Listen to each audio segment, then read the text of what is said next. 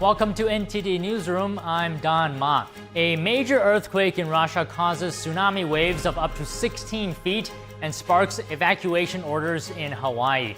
The latest on the developing situation and what Hawaii authorities say. What is the standard Navy and Coast Guard protocol when a tsunami warning is issued? We talked to a retired lieutenant commander of the Office of Naval Intelligence. President Donald Trump said India will have a 25% tariff beginning August 1st. What's the reason for this decision and what he said about the possibility of extending the tariff deadline?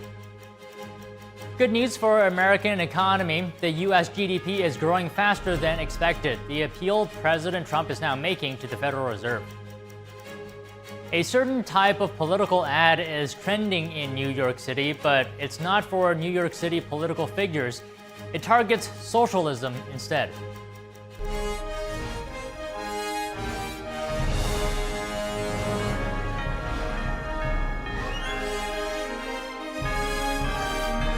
This is NTD Newsroom, live from our global headquarters in New York City.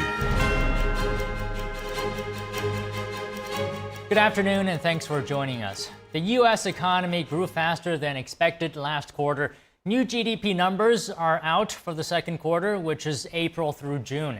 The U.S. economy expanded at a surprising 3% annual pace during the second quarter. This means America's GDP rebounded after losing 0.5% during the first quarter. The GDP reflects the nation's output of goods and services. The first quarter drop was mainly caused by a surge in imports, which are subtracted from GDP.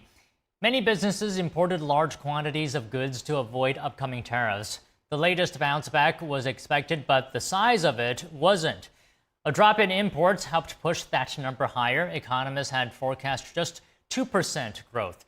President Trump is now calling on the Federal Reserve to implement rate cuts. The Fed is expected to make a decision this afternoon.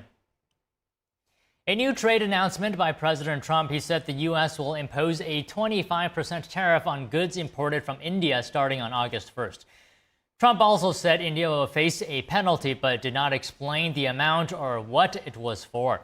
In a Truth Social post this morning, Trump wrote, quote, "While India is our friend, we have over the years done relatively little business with them because their tariffs are far too high." Trump cited India's non-monetary trade barriers, calling them strenuous and obnoxious. He added that India buys military equipment and oil from Russia, along with China, which Trump said has enabled the war in Ukraine.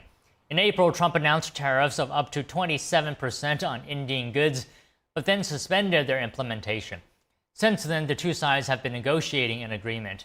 India's Commerce Ministry did not immediately respond to a request for comment. The agency is leading the trade talks with the United States. Here's White House economic advisor Kevin Hassett speaking this morning. Take a listen.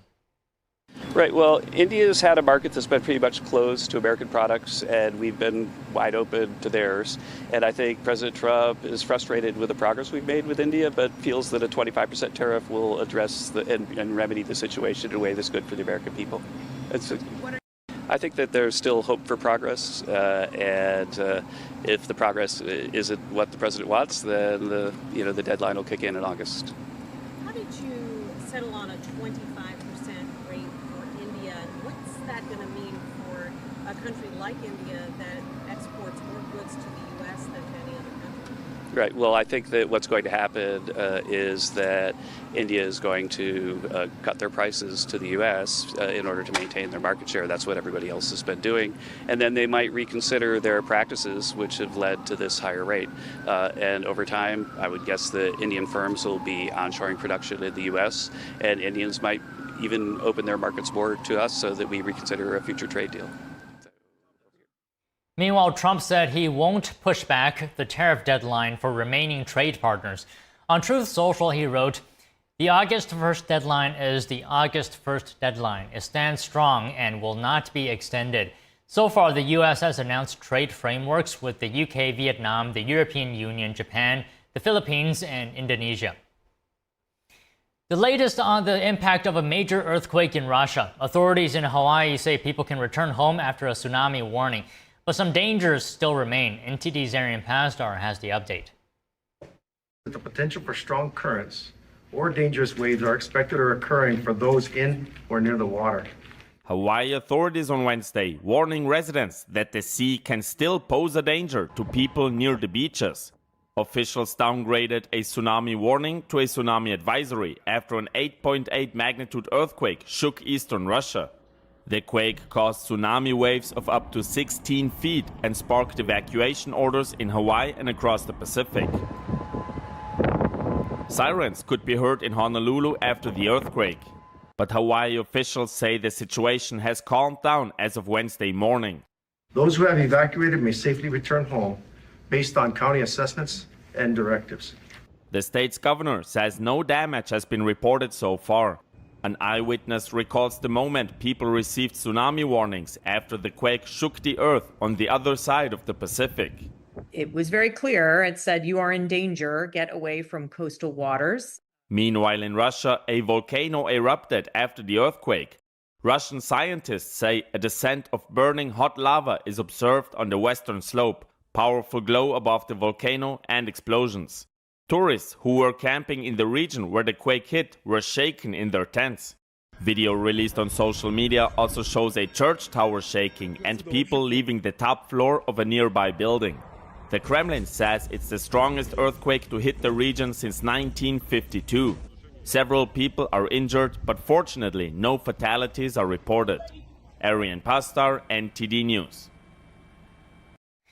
Tremors and aftershocks are still possible after the powerful magnitude 8.8 earthquakes and tsunamis across the Pacific. An assistant professor at the Department of Earth and Planetary Sciences at the University of Hong Kong illustrated how the quake erupted beneath the ocean floor. The North American plate is like the sponge, and the subducting Pacific plate is like this book. And the average convergence rate between these two plates is like 7 to 8 centimeters per year, so on average. But during the regular times, in most of the time, they are stick together due to friction. So you are changing the shape of the sponge. So the sponge is squeezed, it's being squeezed. It does not mean that an aftershock sequence will end soon. Aftershocks can be comparable with earthquake itself.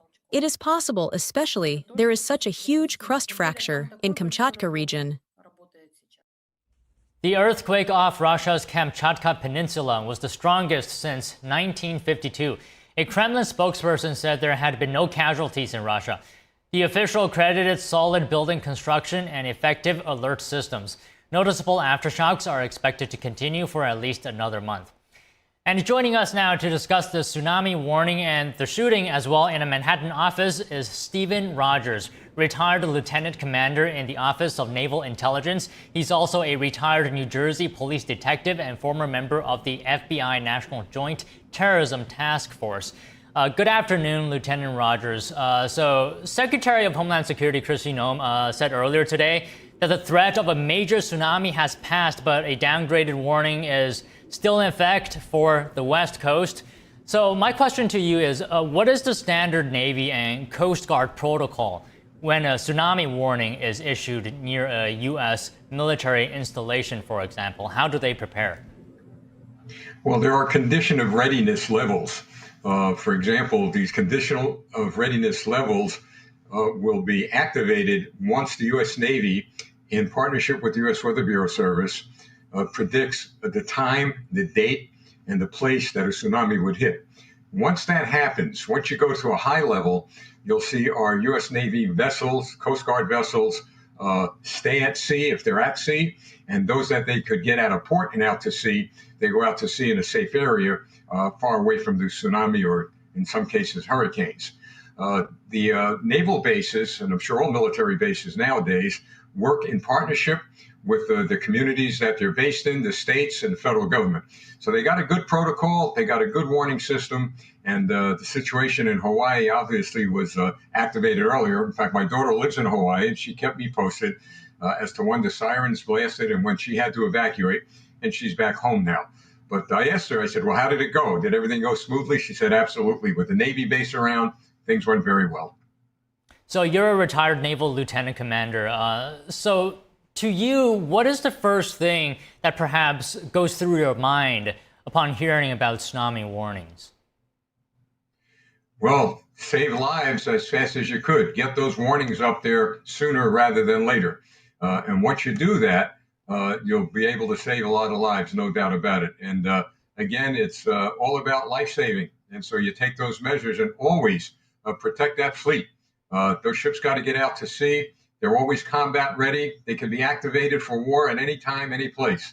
So those are the two things that are on my mind. And I've got to tell you, we do it well. And can you characterize or describe or quantify how quickly can U.S. Navy or Coast Guard shift from, normal operations to, for example, tsunami readiness? Well, rather quickly, and of course the time factor is based on the level of information they receive from the Weather Bureau.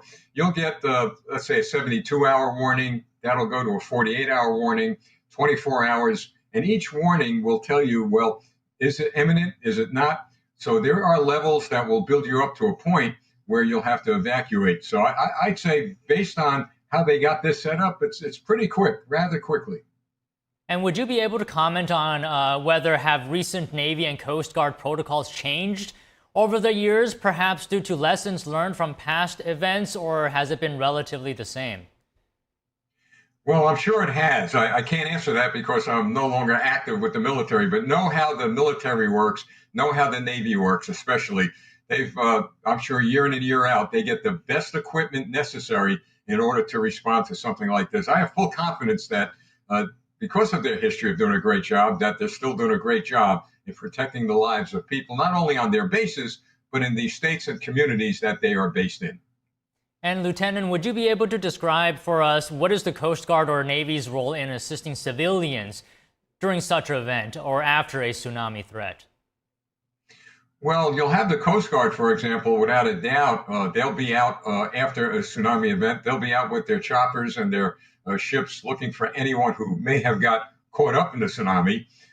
There's no guarantee that there were no ships or private yachts or anything like that out at sea. So the Coast Guard certainly would be going up and down the beach areas, the shore areas, and looking for boats and people who may be stranded.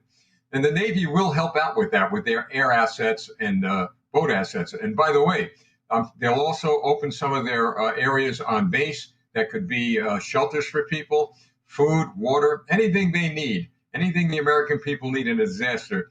You could be sure that the U.S. Coast Guard and the United States Navy is ready to help them. And I'll throw in the Marines and Army and Air Force too. It's one big happy family here in the United States when we're needed the most by the people.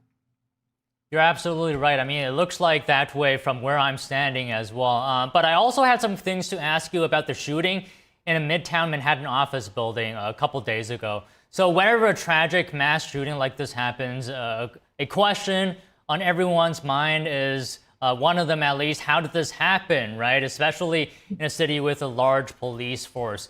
So, Lieutenant, in your mind, where are the possible or potential gaps, perhaps, that in public security that led this event to happen?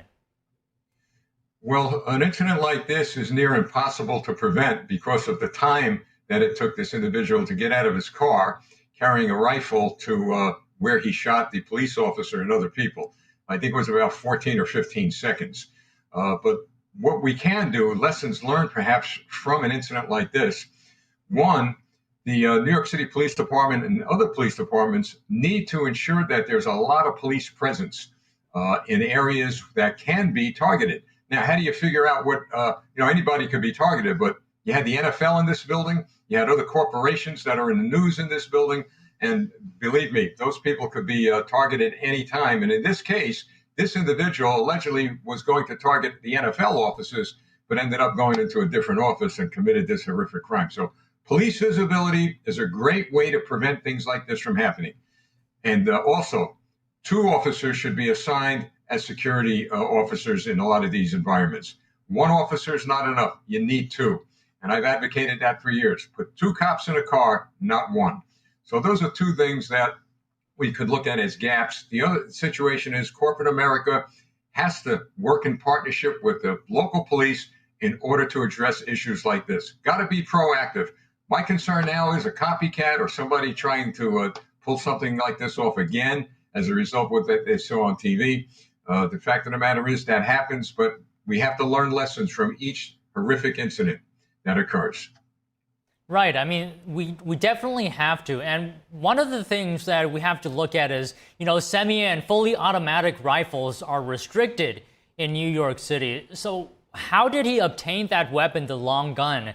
And what are the possible reasons, or rather the possibilities of what he took advantage to be able to get that weapon despite it being restricted? Well, the police have learned that this individual has a history of mental health issues, so that's number one. And the question, again, get to your point, is how did he manage to get himself a possession of a weapon? Now, there are reports out there that the police are going to be questioning someone who allegedly helped him with the obtaining of this weapon. It was purchased in Las Vegas, and he traveled from Las Vegas in his car to New York City to commit this crime. He was on a mission to kill. And when you see him walking to the doors of that corporate building, he was casual. He wasn't afraid. He wasn't concerned. I believe he was on a suicide mission. He had no intention of getting out alive. And obviously that certainly happened. So again, something like this, very difficult to prevent because how quick it was. But the fact of the matter is, again, as I said before, lessons learned, high police presence. And by the way, in a lot of these incidents, we find out the aftermath. There were some things on social media that maybe should have been red flags to some people. We find out that in some of these chat rooms, some of these social media platforms, guys like him go to, they're saying crazy things. And it may lead you to believe they may do something as crazy as this. People need to speak up. Call the police. Don't feel that your voice don't count and they're not listening. They are, and they need your help. Do you think more police resources are needed to tackle gun trafficking and perhaps illegal firearms? Well, absolutely. The problem we're facing in America today is that there's been a big push, especially by liberals and progressives, to defund the police. You got a candidate in New York City now who has been described by many, including me, by the way, as a communist. I mean, there's a guy running for the city of New York mayor who wants to defund the police. And by the way, disband a tactical unit that you saw yesterday or when the shooting occurred go into that building. So we need to make sure that people are elected to office who are looking out for the best interests of the American people, looking out to protect the good guys and not the bad guys. You need more police. You need more intelligence officers out on the streets gathering information and intelligence. That's how you become very proactive. And you may never know how many you prevented, but I'm sure you will prevent a lot of actions like this. Okay, just one last question, Lieutenant, and I believe you were referencing Zohran Mamdani. So how much of an impact could the results of the upcoming election have on policing and crime in New York City, in your personal opinion? Well, if he wins, not only New York City will be in a clear and present danger with regard to crime and everything else, but he then plants the seed in one of the largest cities on earth, would allow others to run for office of his philosophy, of his ideology. I think you got one in Michigan or Minnesota who's also running on what I would call a communist platform. And we can't let that happen here. We cannot let that happen here. And I'll tell you, if he gets elected, you'll see a mass exodus of not only civilians from New York City, but a mass exodus of police officers. And that will be a tragedy on top of a tragedy. Well, Lieutenant Rogers, it's always great to speak with you. Thanks again for your time today. Well, thank you very much. Take care now. Coming up next, the National Transportation Safety Board holds a key hearing on the January mid-air collision in Washington, D.C. What the board is focusing on and what they hope to reveal.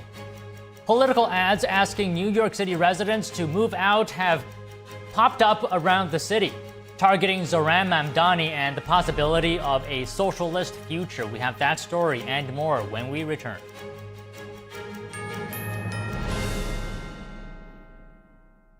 According to ancient Chinese medicine, purslane is considered a medicinal herb and is used to help lower cholesterol, improve vascular functions, and prevent diabetes. Perilla seeds can nourish the lungs and spleen. It is used to treat asthma and improve pulmonary functions.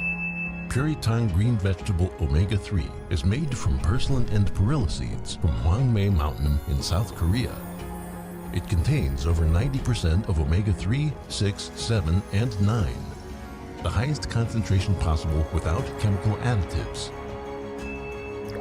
The soft gel is made of natural seaweed.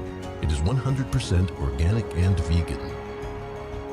Both adults and children can take it with peace of mind. Ancient recipes were passed down from heaven to bring prosperity and longevity. Puritan green vegetable omega-3.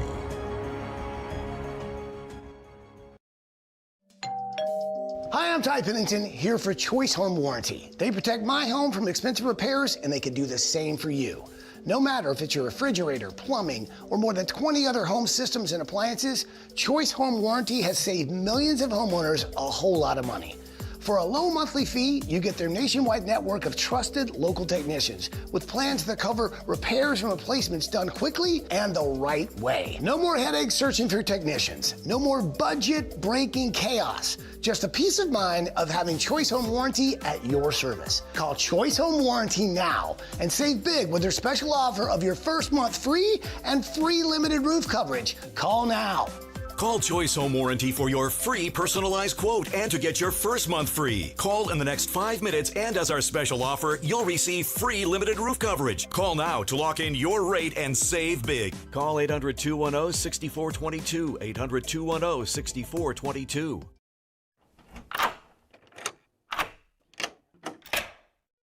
I'm Jonathan Lawson. If you're 50 to 85, please listen closely. The lock I want to talk to you about isn't the one on your door. It's a rate lock for your life insurance that guarantees that once you're insured, your rate can never go up at any time for any reason. Many policies you see don't have one, but you can get a lifetime rate lock from Colonial Penn. This plan was designed for people on a fixed income with coverage options that start at $9.95 a month. That's less than 35 cents a day. Your rate is locked in for life. Coverage can never be canceled, and your acceptance is guaranteed. You cannot be turned down because of your health. See for yourself. Call for an information kit and gift. Both are free with no obligation. Call 1-800-624-6556 for your free information and your free gift. That's 1-800-624-6556. 1-800-624-6556. Call now. Senators confirmed 2 nominees late last night, one of them to an appeals court, despite pushback from Democrats. NTD's Melina Weisskopf has more on this new lifetime appointment. Emma Bovee is now serving on the bench for the Third Circuit Court of Appeals. He's a former lawyer for President Trump. He also worked on several of President Trump's legal cases over the past few years, but also at the start of this Trump administration, he worked in a leading role at the Department of Justice, which is where the controversial arguments around his nomination actually stem from. So there are several whistleblower allegations that accuse Bovee of ignoring a court order that attempted to block President Trump's deportation flights, but there's also a separate allegation that accuses him of playing a role in dropping New York City Mayor Eric Adams' corruption charges because they wanted to get help from Eric Adams on the immigration front. Now, Democrats say Republicans should not have rushed this nomination without first dealing with those allegations, but Republicans say they have dealt with them. Here's both sides. Tonight, Senate Republicans vote to put Emil Bovee, a January 6th sympathizer, on one of the highest courts in the country. They crafted litigation strategy as wrongdoing, even discussions that reflected the government's official litigation positions, some of which prevailed on appeal. These documents then give no reason to delay this nomination. 2 Republicans voted with Democrats to oppose the Bovee nomination. In a separate confirmation last night where senators confirmed Trump's pick to serve as the new CDC director, there were no Republican defectors. Susan Menarez is the first CDC director to not hold a medical degree since the 1950s, though she does have a doctorate degree in microbiology and immunology. Democrats say one reason why they opposed her is because she would not say in her confirmation hearings if and where she disagrees with the Health and Human Services Secretary. though she did explicitly say she supports vaccines, she told senators that her goal is to return the CDC to a focus of tackling infectious diseases. Reporting from Washington, D.C., Melina Weisskopf, NTD News. What caused the deadly mid-air collision that killed 67 people over Washington, D.C. in January? Well, today, the National Transportation Safety Board began a 3-day hearing to find answers. NTSB Chair Jennifer Homendy addressed the victims' families, some of whom are attending.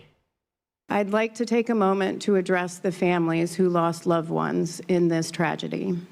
On behalf of the entire agency, we are so sorry for your loss. We wish we would have met you in different circumstances, but please know that we are working diligently to make sure we know what occurred, how it occurred, and to prevent it from ever happening again. An American Airlines plane with 64 people on board collided with a Black Hawk helicopter carrying 3 service members. The accident happened near Ronald Reagan National Airport on January 29th. Everyone was killed. The hearing opened with a video animation showing where the helicopter and the airliner were leading up to the collision. It showed that the helicopter flew higher than its altitude limit, and the altitude readings were inaccurate. Army crew in the chopper also had communication issues with air traffic controllers. The final NTSB report won't be released until sometime next year.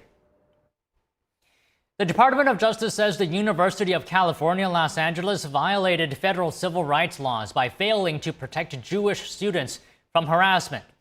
An investigation found the university acted with deliberate indifference by allowing a hostile environment to continue.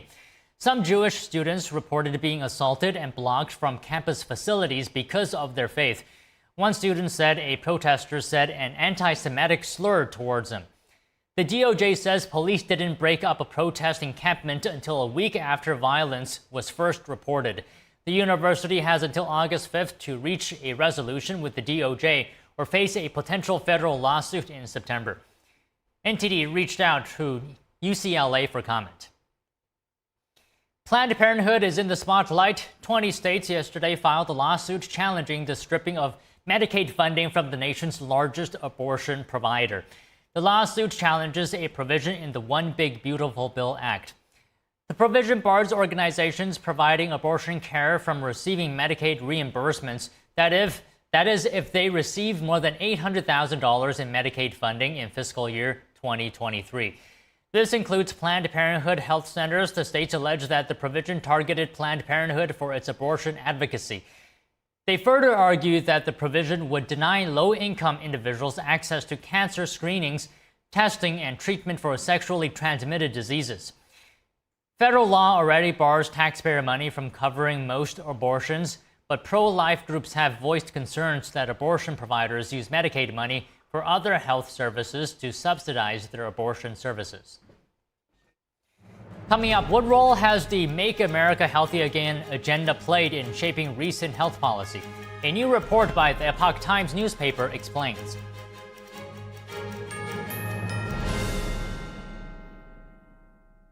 We said we'd never give in to a meltdown. Okay. And we'd never babysit with a screen. We said we'd never let the toys take over. Mariella! Never leave the house looking, well, and never let them out of our sight.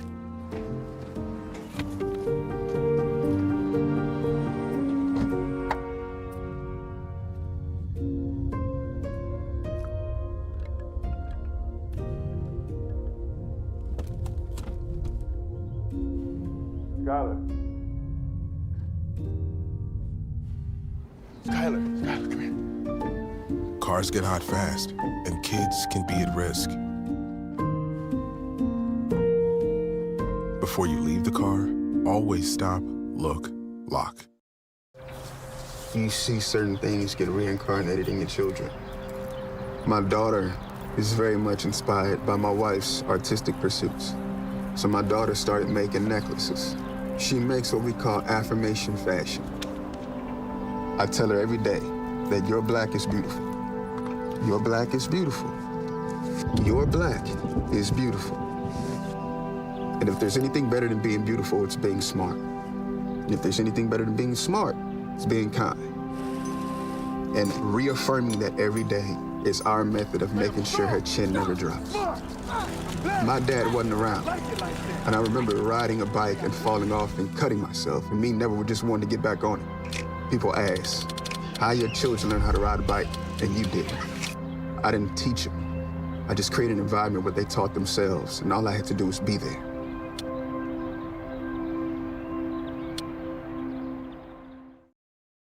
I was a quarterback at Hardaway High School, college first-round draft pick. On and off the field, we were taught to not show any signs of weakness. During the football season, I would stop eating, but I didn't know I was depressed. I thought that something was wrong with me. For 20 plus years was physical. We didn't have any education behind what mental health was. I started to learn it starts here first. If this is together, I'll be better as a father, as a man, and as a husband. Put the importance on your mental health. I'm not scared to talk about it anymore. The first tool is therapy. The second one is positive self-talk. And then journaling, putting your thoughts on paper. We have to redefine what being a strong man is and heal, love your mind.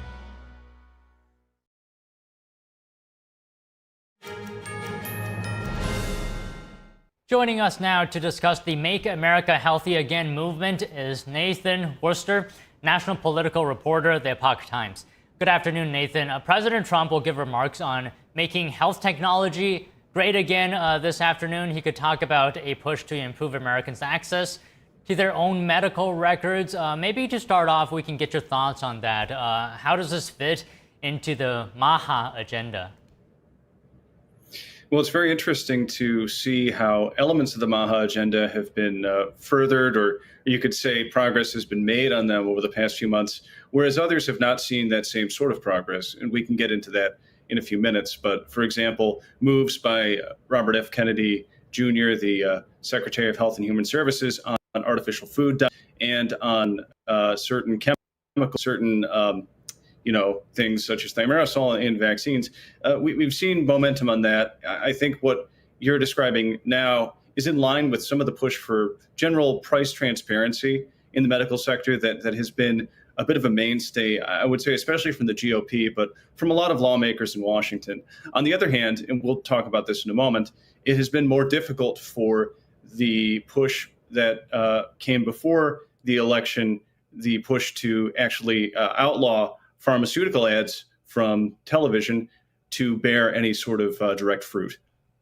All right, then let's go into it. Tell us in more detail with specifics, what role has the MAHA agenda played in shaping recent health policy? Sure. So I think when we look at everything, those artificial food moves by the Department of Health and Human Services, to, I would say, some of the moves that we've seen from the Congress. Specifically, I have in mind here a bill that would end pharmaceutical advertising entirely. This would include not just television, but also social media. This, though, is not coming from the administration or from its allies. It's coming from two independent senators who caucus with Democrats, Angus King of Maine, and Bernie Sanders of Vermont. And they have some Democrats as co-sponsors, but it's in line with what Robert F. Kennedy Jr. was speaking about before Election Day when he was campaigning with Trump. On the other hand, we've seen moderation, sort of pumping of the brakes from Kennedy and from Dr. Marty Makary of the FDA. And I think that has a lot to do with relevant Supreme Court precedents regarding the commercial speech of drug companies. This has been something that the court has ruled on or ruled in relation to multiple times, and they've generally erred on the side of saying that marketing and advertising efforts by drug companies fall within their First Amendment rights. So I'll just piggyback off of what you said when you mentioned those lawmakers. In your report on the Epoch Times, you said that lawmakers from both sides of the aisle view pharmaceutical advertising as a priority. So talk to us about that. Why is this happening? Well, it's interesting to consider that, yes, you have lawmakers from both sides of the aisle, but you have somewhat different strategies coming from different camps. So Josh Hawley, a Republican who has carved out a bit of a reputation as an economic populist, he and Jeanne Shaheen, a Democrat from New Hampshire, they're leading the charge on a different bill. This one wouldn't outlaw pharma ads altogether. However, it would eliminate tax deductions that pharma companies can claim for advertising. Now, it's also interesting to note that this resembles something that was in Hillary Clinton's 2016 campaign, and also is similar to or nearly identical to a bill that Shaheen herself introduced in 2021 that ultimately died in committee. You've seen a similar bill, the House version, advanced by both Democrats and Republicans, including Nick Begich of Alaska and Angie Craig of Minnesota. But when I asked Hawley specifically about the Sanders-King bill, the more ambitious one that, again, seems like it would probably be shot down by the courts, he said that he hadn't read it, but it sounded very complimentary to his own efforts. So I think one of the takeaways here is that Democrats appear to be kind of pushing the envelope on this, despite the fact that it could, in fact, run afoul of the courts. And you have someone like Josh Hawley, for example, I think, expressing real interest in it, even as Kennedy, McCary, they are sounding more speaking about something more in line with what Hawley has proposed on pharma advertising tax deductions, or maybe just providing more information for people when they actually see some of these drug ads. So why would you say lawmakers are pushing the envelope, as you mentioned earlier? Why do they see this as a good time to challenge pharmaceutical marketing? Well, I think there's a variety of reasons. I think for someone looking at this from the Republican side or the right generally, there's been a great deal of skepticism of big pharma that really took off, I think, during COVID-19 and some of the response that people had to a lot of the push for vaccine use and just generally the experience people had of the public health establishment. And then on the left, from Democrats, there has been a very long-standing critique of pharma advertising. Critics on that side will often point out that only the United States and New Zealand allow pharma ads of this sort. Everywhere else in the world, they are restricted. So from that perspective, it has been and it has remained a major issue. But I think we're seeing more of a push now because with Robert F. Kennedy Jr. as health secretary, it would seem as though the administration and Republicans are on the hook to deliver on this issue that was, again, emphasized on the campaign trail ahead of President Trump's election in November. So also in your Epoch Times article, you raised the Maha Commission's report. Can you get into a bit of the specifics there regarding pharmaceutical ads and what was in that report?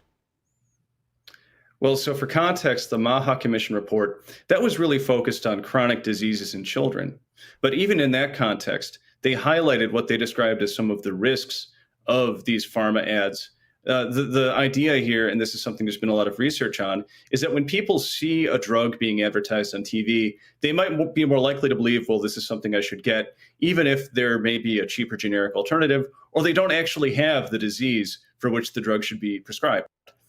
And according to at least some research, could also account for some of the surge in diagnoses and in treatment for ADHD and other conditions that often show up in children or are at least diagnosed in children.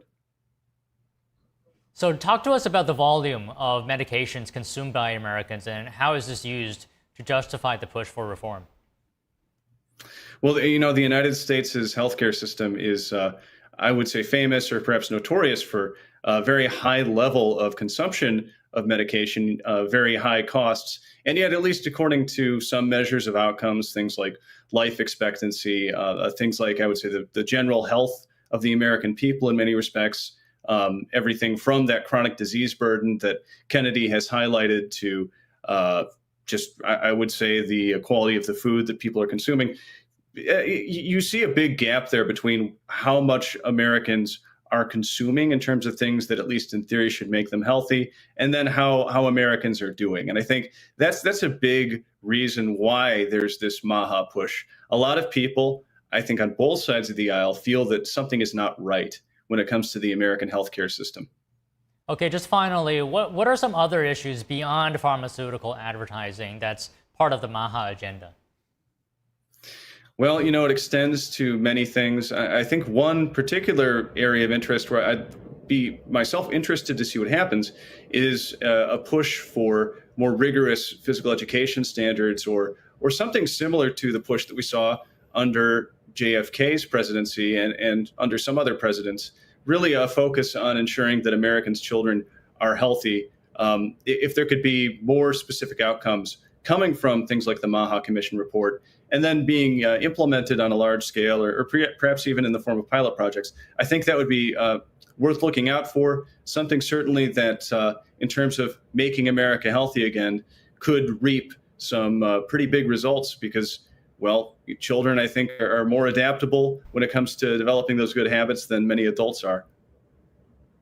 Well, okay, Nathan, it's great to talk to you. Thank you so much. Thanks. Now over to Taiwan. The State Department is pushing back on speculation over a planned trip by Taiwanese President Lai Ching-te to South America. Spokesperson Tammy Bruce yesterday dismissed rumors that the trip with a possible stopover in the U.S. was canceled. Taiwan has not announced any travel plans for President Lai.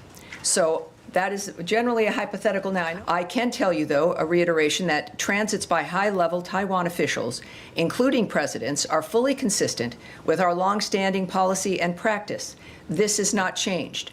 And just as a reminder for people who may have not heard us say this from the podium, if they're newbies, the United States remains committed to our longstanding One China policy, which is guided by the Taiwan Relations Act, the 3 joint communiques, and the 6 assurances. The United States is committed to preserving peace and stability across the Taiwan Strait. Thank you, sir. Bruce's remarks follow a Financial Times report that cited unnamed sources. It claimed that Lai's planned visits to South America in August were either canceled or delayed. The report said the cancellation came after President Trump blocked a stopover in New York on account of protests from China. Bloomberg reported that Taiwan's presidential office called the claims pure speculation based on incorrect information. Taiwan's foreign ministry yesterday also said President Lai was not blocked from visiting the United States. It said Lai has no plans to travel overseas in the near future. France's rising debt and persistent deficits are drawing fresh warnings from economists. The risk of a guardianship by the International Monetary Fund is now being openly discussed. NTD's international correspondent David Vivez reports from Paris. France's debt levels continue to stir anxiety.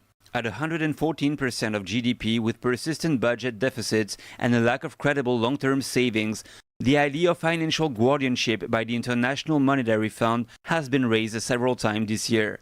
The term guardianship refers to the conditional aid programs the IMF imposes on financially distressed nations. These often include strict austerity, tax hikes, spending freezes, and structural reforms.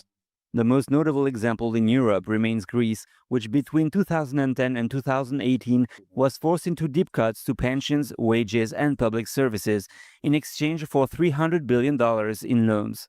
In June, the IMF chief economist Pierre-Olivier Gourinchas said the question of IMF intervention could arise, but not tomorrow or the day after tomorrow.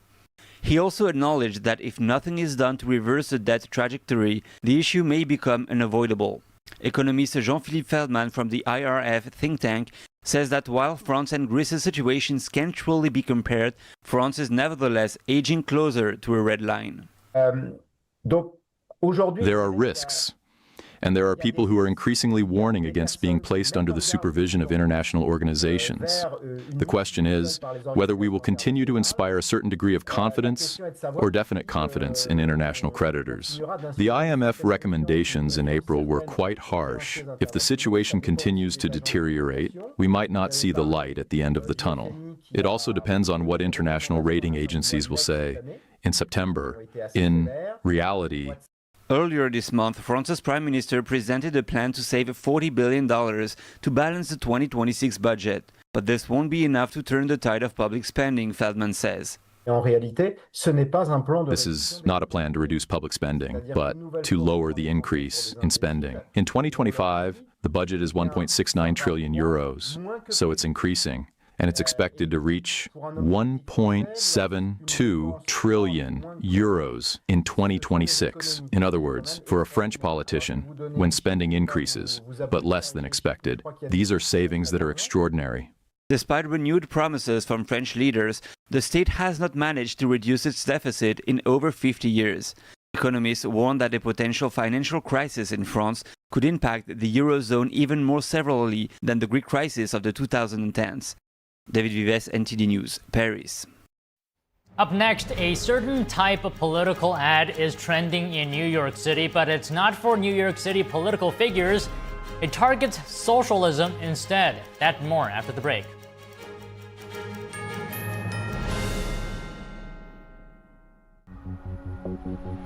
You are not hidden.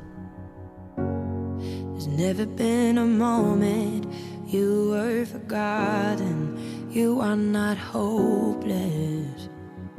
Though you have been broken, your innocence stolen. I hear your SOS, your SOS.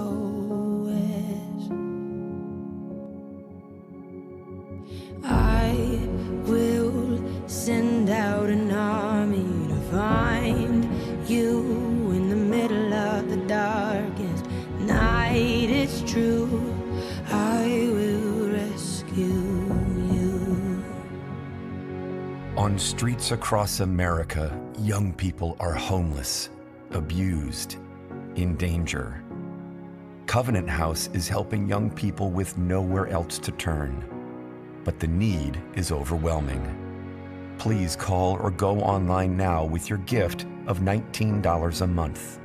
You'll help provide hot meals, safe shelter, medical care, and love to more than 2,000 young people who sleep at a Covenant House every night.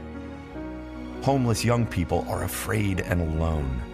Your monthly donation right now will show them they are loved and safe. I have no words to express how Covenant House changed my life. Call or go online now and give just $19 a month. We'll send you this comforting blanket as a reminder of the difference you're making in a young person's life.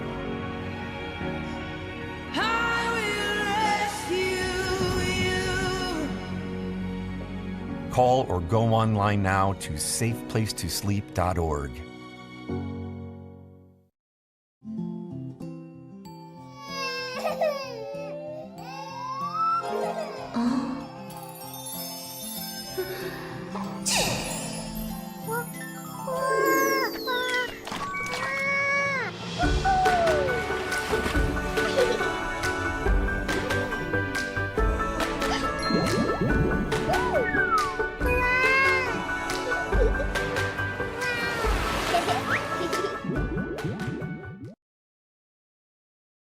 I trod on my glasses yesterday, and I had to pay up front for a new pair that I can't even pick up for another 10 days.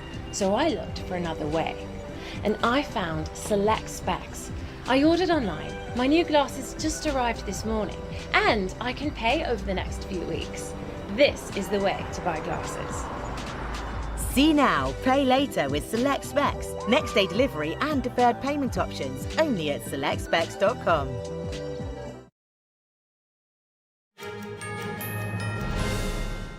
Advertisements for Florida Congressman Rick Scott and Republican gubernatorial candidate Vivek Ramaswamy have been popping up in New York City, but these haven't been your usual political ads.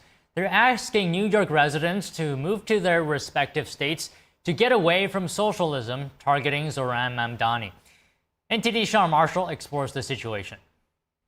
Not one, but two ads have been displayed inviting New York City residents to move to Ohio and Florida as an alternative to socialism, referring to a potential socialist administration if Zohran Mamdani should happen to win the New York City mayoral race in November. So what do people on the streets of New York City think about this type of political advertising? To start, can I get your reaction, first reaction that comes to mind when you see these ads? I mean, I think it's a little comical, actually. I don't think there's a lot of New Yorkers that would look at these ads and seriously think to themselves, you know what? the ad has a point. I think I'm going to move to Florida or Ohio. I just don't see it. Well, the first one, the guy from Ohio, I don't know, so I guess really I don't have one, and I get what he's trying to say. But the Rick Scott, stay out of New York politics, to be honest with you. Let the voters vote and go from there. It's states' rights for everything else until the state wants to do something you disagree with. You know, you want to talk abortion? Yes, to your state. You want to talk to gun rights? State. Let us do what we're going to do, would be what I'd say. Mind your own business. Hate socialism? Don't come to New York. One ad, a flying banner representing Florida Senator Rick Scott, could be seen flying over New York City beaches that reads, "Hate socialism? Us too, move to Florida." It's unclear how much the ad for Rick Scott cost, but a New York City aerial ad usually costs between $7,000 to $9,000 for a 2-hour flight, according to Dash 2. And the Vivek Ramaswamy supporting advertisement, giant digital billboards in Times Square, paid for by a Vivek super PAC called Victors Not Victims. A $50,000 week-long ad saying ready to flee NYC, move to Ohio. Maybe they should maybe help out the city a little bit more, underprivileged people, and try to get people more sociable. Well, I'm a teacher, so Florida's sort of become sort of like a garbage dump for teachers, because they just kind of control the narrative, tell teachers what they can or can't put on the curriculum. For somebody like me, I don't know, whatever they have going on is way worse than whatever we would have up here. The gunman accused of killing 4 people in New York City suspected he had brain condition known as CTE. But how does it affect people who have it? Here's a closer look. The gunman who opened fire in a Midtown Manhattan office building, appearing to target the National Football League, believed he suffered from a degenerative brain disease known as CTE, according to officials. The shooting, which ended when 27-year-old Shane Tamura shot himself in the chest after killing 4 people with an assault rifle, has thrust CTE back into the national spotlight, as well as its relationship to contact sports. Here's what CTE is and how it affects people who have it. Chronic traumatic encephalopathy is a traumatic brain injury that has no known treatment and has been linked to aggression and dementia. It's caused by repeated impacts to the head.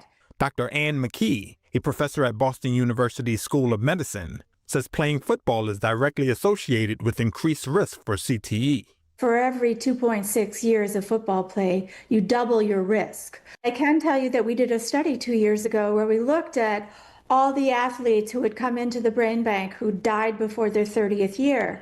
And 71% of those were amateur athletes playing high school or college football, not pro sports. Tamura was never an NFL player, but online records show he played football at his California high school and was a varsity player at a Los Angeles charter school until graduating in 2016, according to school sports databases. Bloomberg News reported that the note found in his wallet said his football career was cut short by his brain injury, and that the NFL had not done enough to address CTE in the sport. You know, it's possible he had CTE, he did have the exposure, but it's also possible he didn't have CTE and it was a mental health disorder unrelated to football. Concussions fell to a record low during the most recent NFL season, with the league crediting improvements in helmet technology as well as rule changes for the decline. But some researchers, including McKee, have said the measures fall short. It is time to address this. This is a public health concern. There's an urgent need to address this at the amateur level. I don't think any parent would want their child to get brain damage as a result of playing sport. And that's really what it boils down to, preventing brain damage. The NFL has paid more than $1 billion to settle concussion-related lawsuits with thousands of retired players, after the deaths of several high-profile players in the top professional American Football League. YouTube could soon be off limits to Australian teens. Australia said today it will add YouTube to sites covered by its world-first ban on social media for users under 16. Here are the details.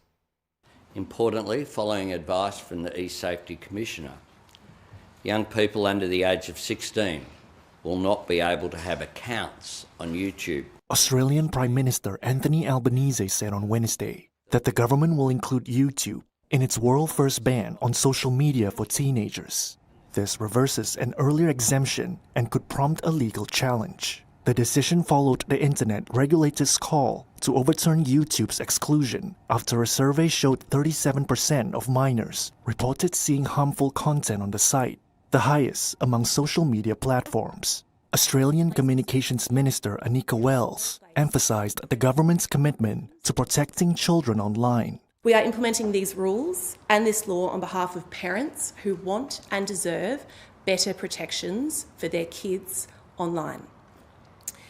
We want kids to know who they are before platforms assume who they are, which is why I want to be clear about YouTube. The evidence cannot be ignored that 4 out of 10 Australian kids report that their most recent harm was on YouTube. The decision broadens the ban set to take effect in December and will now block YouTube accounts for under 16s, but parents and teachers can still show videos to minors. Last year, a decision was made to exempt YouTube from the social media ban due to its popularity with teachers. Since then, other banned platforms like Facebook, Instagram, Snapchat, and TikTok have complained. They said YouTube is similar to their platforms, allowing user interaction and algorithm-based content recommendations. YouTube says it should not be classified as social media because its main activity is hosting videos. The reversal renews conflict with Alphabet, YouTube's parent company, which threatened to pull some Google services from Australia in 2021 over a law requiring it to pay news outlets for content appearing in searches. Last week, YouTube told Reuters it had urged the government to uphold the integrity of the legislative process. Australian media said YouTube threatened a court challenge, but YouTube did not confirm that. The law passed in November 2024 requires social media platforms to take reasonable steps to block under 16s or face fines of up to about $32 million. The government has said that the results of an age-checking report due this month will guide how the ban is enforced. Up next, a leading software company has pleaded guilty for selling design technology to a university. Not just any university, though, a Chinese military university that's been blacklisted by the US. Stay tuned for that when we come back.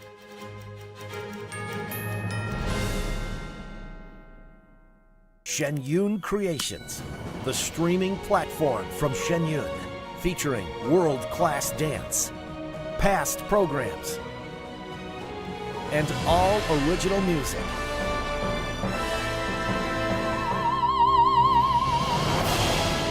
Masterclasses, behind the scenes, comedy, and more. Explore shenyuncreations.com. This land, our America,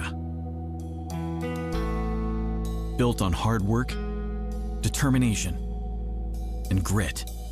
Sometimes the days run long, but hope, it never runs out, even when the food does, for America's veterans, working parents, even kids. Because in every corner of every town, even yours, millions of hard-working neighbors are facing a hunger crisis, many for the very first time. In this land of plenty, affording food shouldn't require second jobs and third shifts or choosing between your groceries and bills. Today, you can help change that. Call or go online to helpfeedingamerica.org and give $19 a month, less than 63 cents a day, to help every neighbor get the food they urgently need. Because taking care of each other is what makes America strong. We're Feeding America, not just a name, but an action. Working with over 200 local food banks like the ones in your community, and demand is soaring. You go to the grocery store, you spend $100, and $100 is a new $20 bill. Even with 2 full-time jobs, it's hard to make ends meet. These are tough times, but when we stand together, we become the very best of a strong America. Please call or go online to helpfeedingamerica.org. Just $19 a month can feed a family today, and your first gift can double an impact.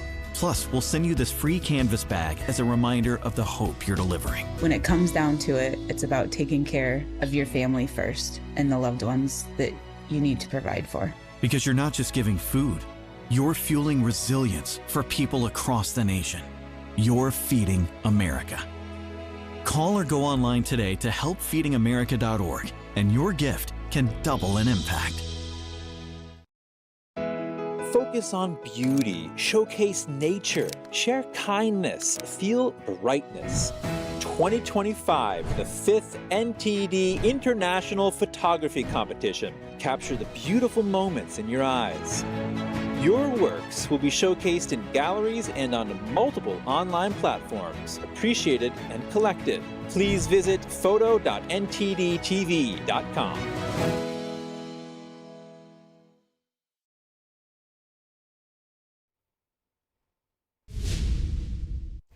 Welcome to NTD Newsroom. I'm Don Ma. President Trump expressing his frustration at the Federal Reserve for not cutting interest rates. We hear more from Trump's Q&A session with the media at the White House. A leading software company has pleaded guilty for selling design technology to a university, not just any university, a Chinese military university that's been blacklisted by the U.S. We speak to a cyber warfare expert on why the U.S. must win the AI arms race with China and the future of digital warfare. The Federal Reserve announces their latest decision on interest rates this afternoon. What does it mean to your household budget? And what other big economic indicators this week are impacting your bottom line? EPA Administrator Lee Zeldin argues climate regulations themselves pose more harm to livelihoods than carbon dioxide. We discussed this issue with the panel. Texas Democratic State Congressman threatened to flee the state to paralyze the special session of the state legislature.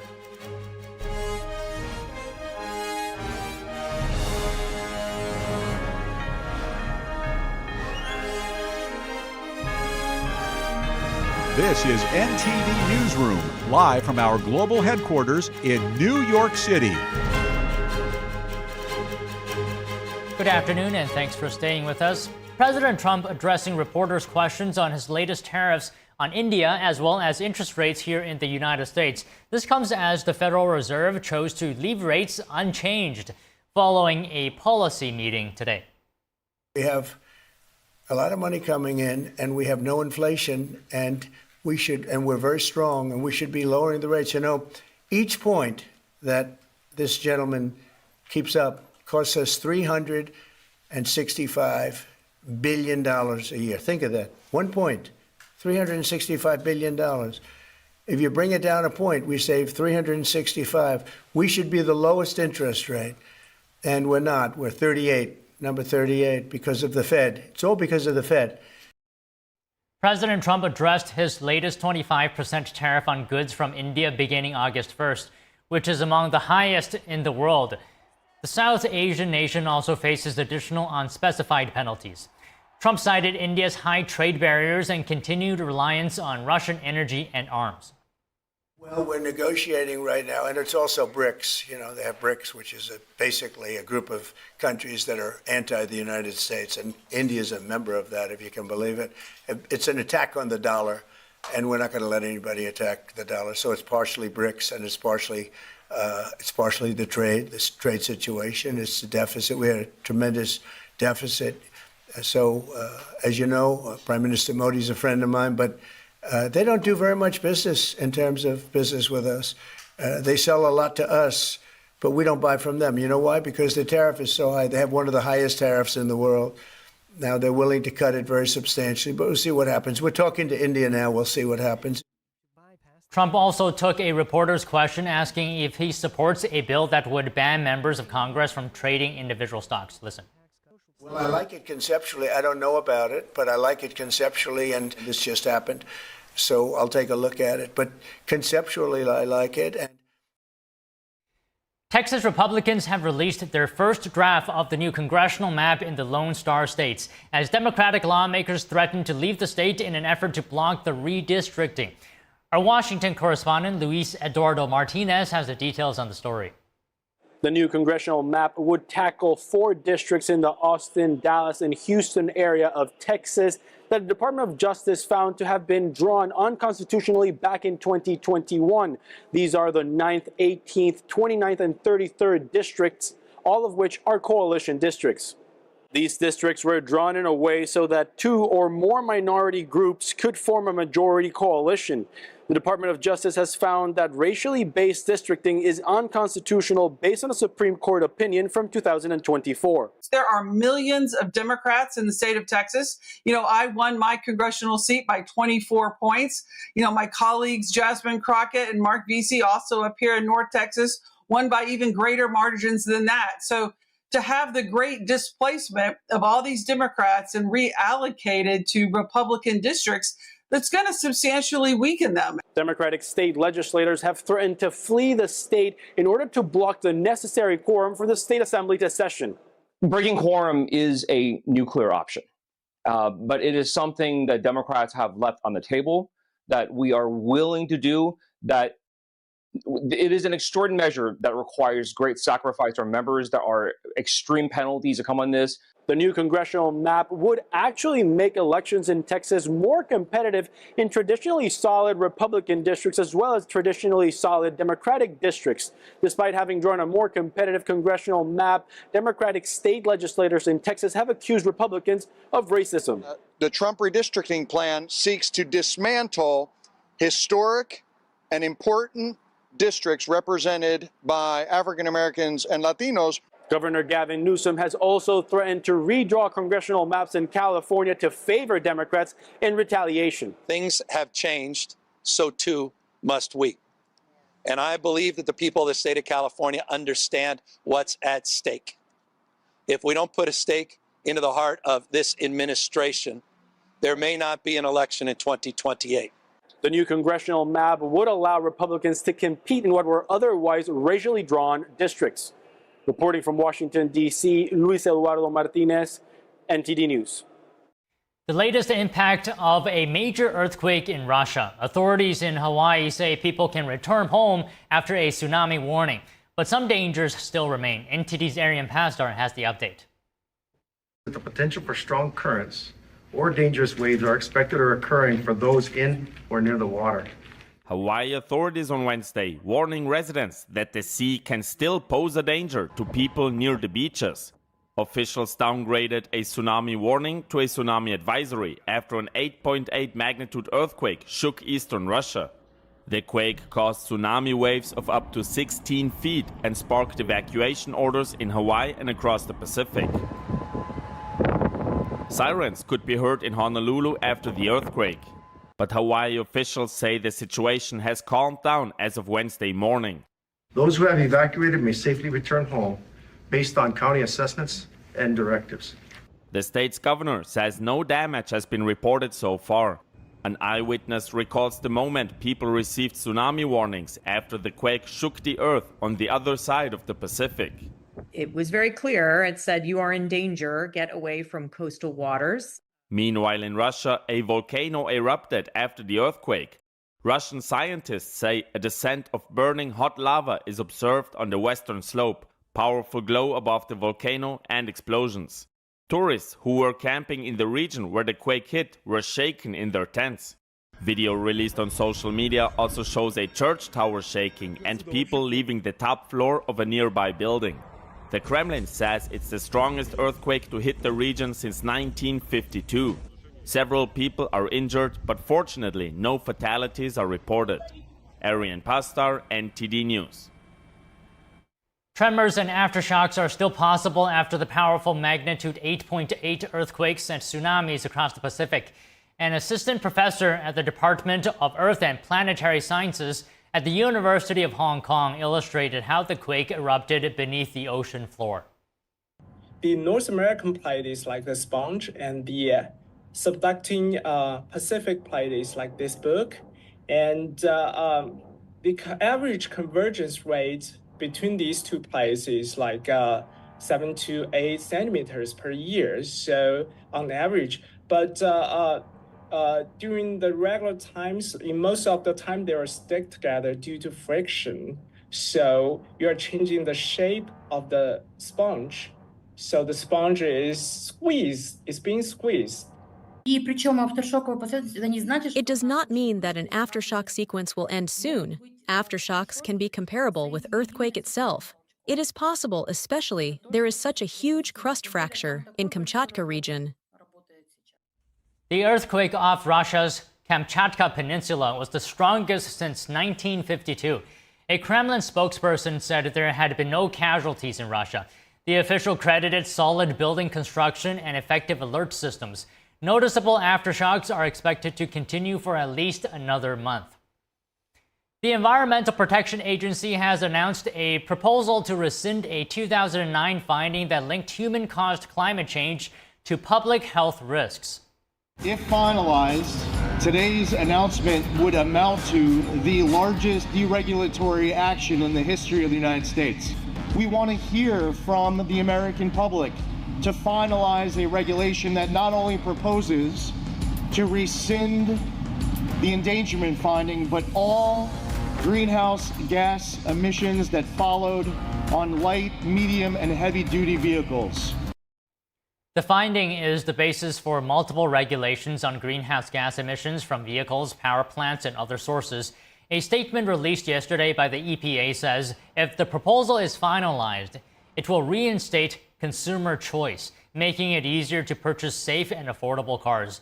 EPA Administrator Lee Zeldin called the proposal rollback one of the largest deregulatory actions in the history of the United States.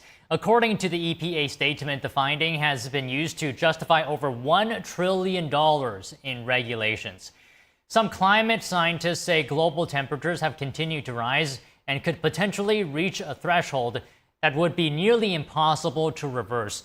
But the EPA says its proposal cites updated scientific data that challenges certain assumptions on climate change.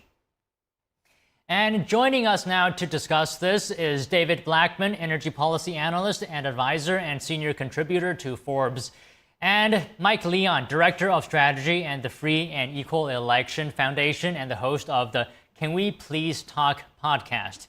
Good afternoon to you both. David, starting with you, is there overregulation, do you think, as a result of the endangerment finding rule? Well, the endangerment finding has basically provided the foundation for essentially all of the regulatory actions at EPA and some of the other federal agencies during both the 8-year Obama administration and the 4-year Biden administration. So it is really, that ruling freed EPA up to regulate carbon dioxide as a pollutant, which is an interesting concept that has been disputed by many. And so I mean, if EPA is successful in rolling that endangerment finding back, then it raises the potential for rolling back the entire Obama and Biden agenda. So, Mike, what do you think? There's definitely have been regulation as a result of this rule, the endangerment finding. But is there overregulation? Well, first off, good afternoon to everybody. I think obviously there's truth in what was just said there about that this is just a proposal, right? But if this goes through after the public forum and whatever happens, and there's going to be legal challenges to this as well, but whatever ends up happening, if this does go through and there is a rollback, I mean, this is something that's monumental. I can't sugarcoat it, Don, because again, as was just mentioned, this is 8 years and 4 years of the Biden, 8 years of the Obama policy, and what this was found in 2009. It's going to be interesting to see what ends up happening with the legal challenges around this, Don, is one area that I'm kind of paying attention to, because remember, there was a monumental West Virginia versus EPA case that the Supreme Court already ruled on that kind of, undercut a little bit of what the EPA can regulate on. So that it's going to be interesting to see what happens with all this. But I think this is part of President Trump's, agenda. Let's be honest, he campaigned on cutting a lot of, trimming the fat, in his words, of what agencies are responsible for at the federal level. We've seen already cuts to USAID. We're seeing now potentially this. We've seen cuts to the State Department and other departments. They feel like agencies have gotten too big and we have to cut. And this is part of it. So elections have consequences to people out there. If you're wondering how this is going to affect you next time, vote somebody in office that's going to have your interest in mind and thinks that climate change is a factor, and that the Environmental Protection Agency should remain in place and should be somebody that's overseeing a lot of the protections of the environment. So, David, building off of what Mike said, can I get your comments on this issue in regards to, in the context of deregulation versus climate policy? Well, as Mike said, I mean, there's a general feeling in the Trump administration, led by his key appointees, Doug Burgum, Chris Wright, Lee Zeldin, that there has been an overregulation of the economy, and it's cost the economy billions of dollars every year. President Trump talks about it all the time. And so it's, but you have it at the same time, the concerns over environmental protection. And so there's a real balancing act to be done here. The election, as Mike mentioned, we just had an election on all this. It was a central aspect of the Trump campaign, and voters said, yeah, well, maybe it has been overregulated, and we're going to put some people in office who are going to reverse some of that.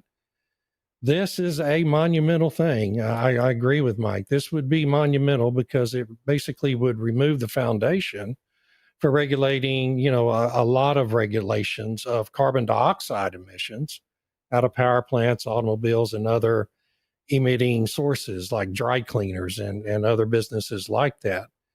But at the same time, it would not remove regulations over actual pollutants, particulate matter out of coal-fired power plants, emissions of methane emissions out of automobile tailpipes, things like that. So it's big where carbon dioxide is concerned and other greenhouse gases, but it's not really big over pollutants as we defined them before that endangerment finding. And of course, the Supreme Court decision in Massachusetts v. EPA in 2007 that set up the basis for that finding.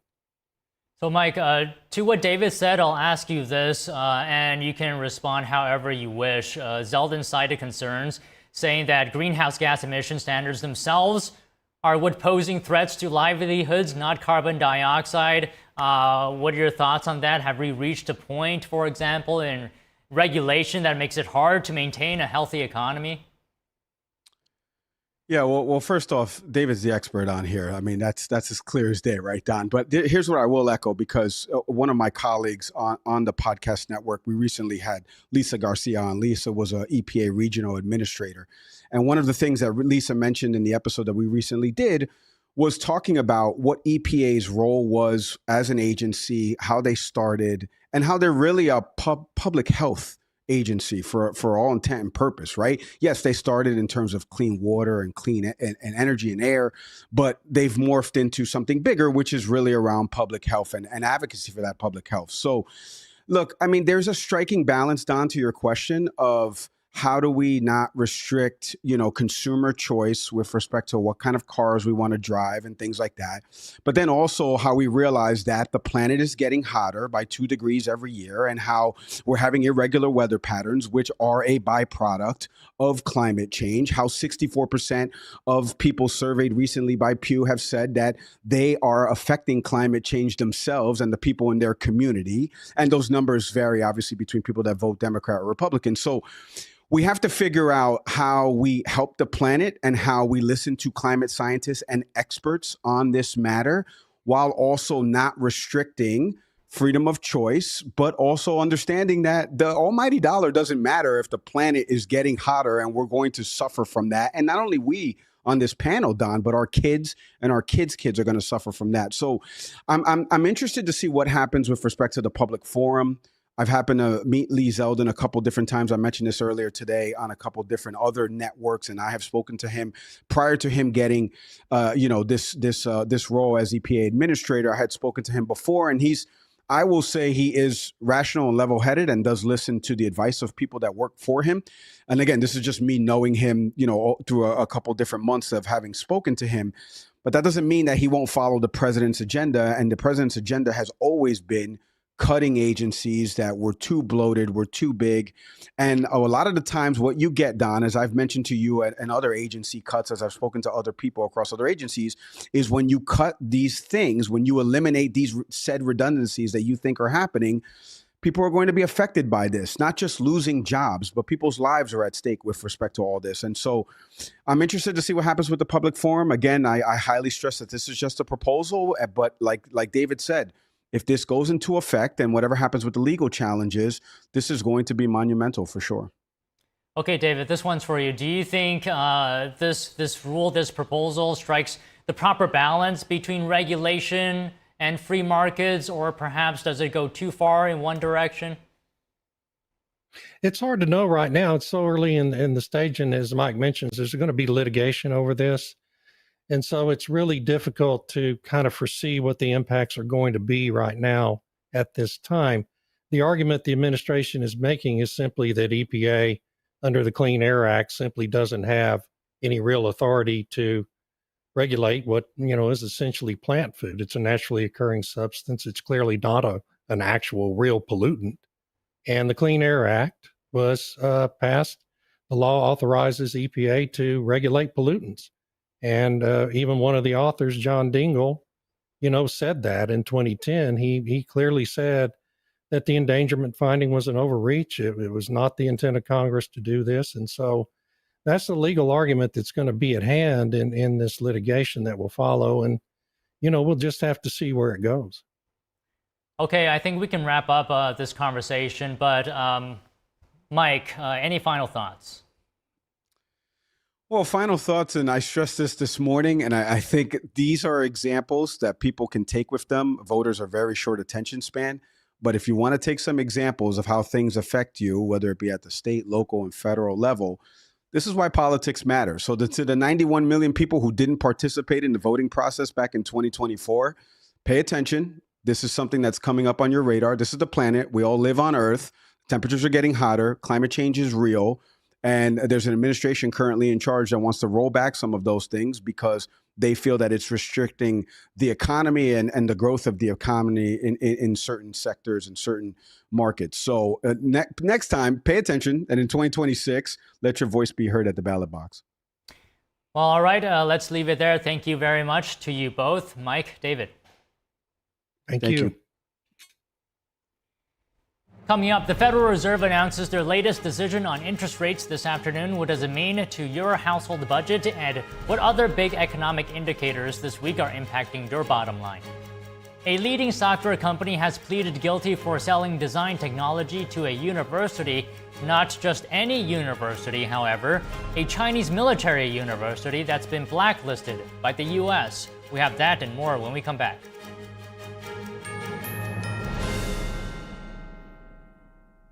According to ancient Chinese medicine, purslane is considered a medicinal herb and is used to help lower cholesterol, improve vascular functions, and prevent diabetes. Perilla seeds can nourish the lungs and spleen. It is used to treat asthma and improve pulmonary functions. Puritang green vegetable omega-3 is made from purslane and perilla seeds from Hwangmae Mountain in South Korea. It contains over 90% of omega-3, 6, 7, and 9, the highest concentration possible without chemical additives. The soft gel is made of natural seaweed. It is 100% organic and vegan. Both adults and children can take it with peace of mind. Ancient recipes were passed down from heaven to bring prosperity and longevity.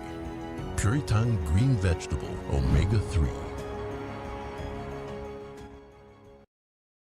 What if you could whiten your teeth by simply brushing your teeth? Now you can with Smile Actives, the teeth whitening breakthrough that safely gets your teeth white and keeps them white every day just by brushing your teeth. I never thought that whitening my teeth could be so easy. I just put the gel on the brush, the toothpaste on it, brush, and I can see my white teeth. Simply add Smile Actives to any toothpaste and our patented PolyClean technology activates into a powerful microfoam that penetrates into the enamel surface to safely lift and remove stains. You need a simple way to whiten your teeth. Without strips, without trays, without going to the dentist. And it was about time that a product was developed that you would be able to do that with just brushing. And now, Smile Actives is even better with new Pro Whitening Gel with 33% greater whitening power, clinically shown to whiten teeth faster, up to 8 shades. 100% of users saw whiter teeth.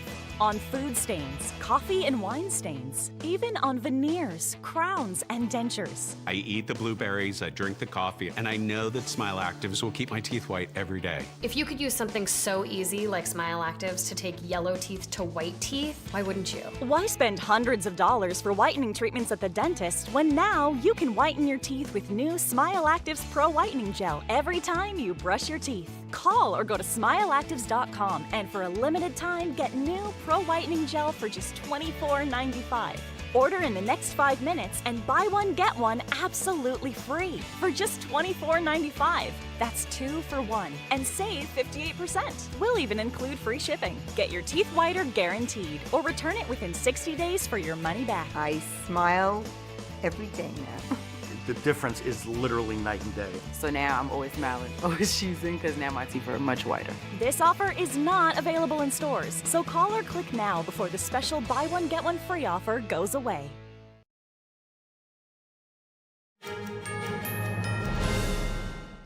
Senators confirmed 2 nominees late last night, one of them to an appeals court despite pushback from Democrats. NTD's Melina Weisskopf has more on this new lifetime appointment. Emma Bovee is now serving on the bench for the Third Circuit Court of Appeals. He's a former lawyer for President Trump. He also worked on several of President Trump's legal cases over the past few years, but also at the start of this Trump administration, he worked in a leading role at the Department of Justice, which is where the controversial arguments around his nomination actually stem from. So there are several whistleblower allegations that accuse Bovee of ignoring a court order that attempted to block President Trump's deportation flights, but there's also a separate allegation that accuses him of playing a role in dropping New York City Mayor Eric Adams' corruption charges because they wanted to get help from Eric Adams on the immigration front. Now, Democrats say Republicans should not have rushed this nomination without first dealing with those allegations, but Republicans say they have dealt with them. Here's both sides. Tonight, Senate Republicans vote to put Emil Bovee, a January 6th sympathizer, on one of the highest courts in the country. They crafted litigation strategy as wrongdoing, even discussions that reflected the government's official litigation positions, some of which prevailed on appeal. These documents then give no reason to delay this nomination. 2 Republicans voted with Democrats to oppose the Bovee nomination. In a separate confirmation last night where senators confirmed Trump's pick to serve as the new CDC director, there were no Republican defectors. Susan Menarez is the first CDC director to not hold a medical degree since the 1950s, though she does have a doctorate degree in microbiology and immunology. Democrats say one reason why they opposed her is because she would not say in her confirmation hearings if and where she disagrees with the Health and Human Services Secretary. Though she did explicitly say she supports vaccines, she told senators that her goal is to return the CDC to a focus of tackling infectious diseases. Reporting from Washington, D.C., Melina Weisskopf, NTD News. The Federal Reserve announced today that it will not lower interest rates. Meanwhile, key data on U.S. economic growth outpaced expectations. Let's take a look at what it all means for your money. We see our current policy stance as appropriate to guard against inflation risks. We're also attentive to risks on the employment side of our mandate. Trump has called on Powell to resign and for the Fed to lower interest rates. But Powell does not act alone. Some of the Fed's other central bankers also want to take more time to gauge the impact of Trump's tariff policies before making a move.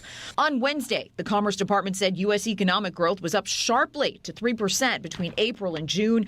But observers say the driving factor was businesses dialing down their imports after a first quarter binge to stay ahead of Trump's tariff plans. Economists say they'll continue to eye consumer spending as more trade deals fall into place and tariff threats subside with key U.S. trade partners, like the European Union, which agreed to a framework deal with the U.S. on Sunday. With the EU deal, do we feel over the next few days or weeks that our consumers back on and wanting to spend because they feel like the tariffs are off? But we don't see that just yet. And how the U.S. labor market holds up.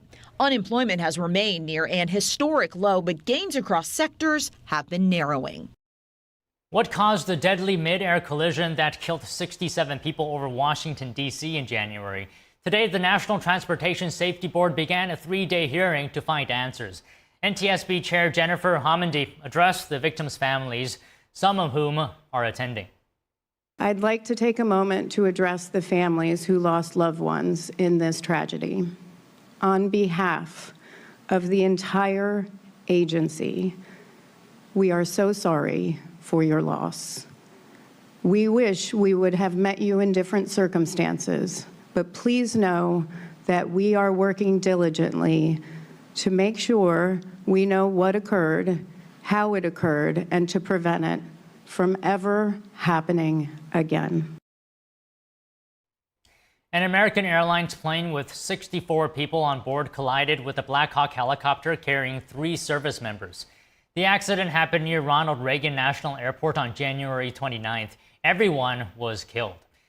The hearing opened with a video animation showing where the helicopter and the airline were leading up to the collision.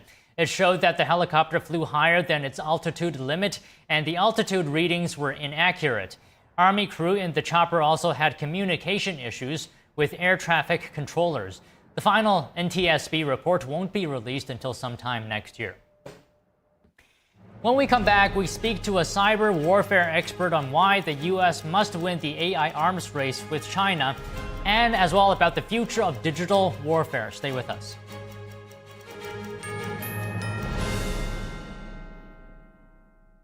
I was a quarterback at Hardaway High School. College first-round draft pick, on and off the field. We were taught to not show any signs of weakness. During the football season, I would stop eating, but I didn't know I was depressed. I thought that something was wrong with me. For 20 plus years was physical. We didn't have any education behind what mental health was. I started to learn it starts here first. If this is together, I'll be better as a father, as a man, and as a husband. Put the importance on your mental health. I'm not scared to talk about it anymore. The first tool is therapy. The second one is positive self-talk. And then journaling, putting your thoughts on paper. We have to redefine what being a strong man is and heal, love your mind. When I arrived in the U.S. at 19, I struggled to find job opportunities without a high school diploma. My name is Ariel, and my entire life changed when I took a chance and I got my high school diploma at age 22. Everything I have, my education, my career, my marriage, I owe to the Adult Literacy Center and my teachers. They were with me every step of the way, helping with my English and math, making sure I pushed through all the challenges. Oh my goodness. So Ariel, we made this yearbook for you. It has notes from all the people that are here. Your achievement has set an example for so many students. Most importantly, your daughter. Education was the key that unlocked all my opportunities. When you graduate, they graduate. Visit finishyourdiploma.org to find free and supportive adult education centers near you. Where did the time go? Somehow I lost all those years. Where did the time go? I don't know how I got here. Or how did I get here?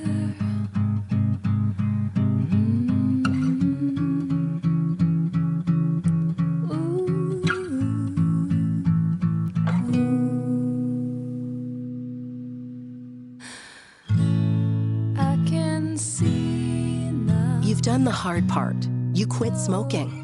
Now do the easy part and get scanned for lung cancer. If you smoked, you may still be at risk, but early detection could save your life. Talk to your doctor and learn more at savedbythescan.org.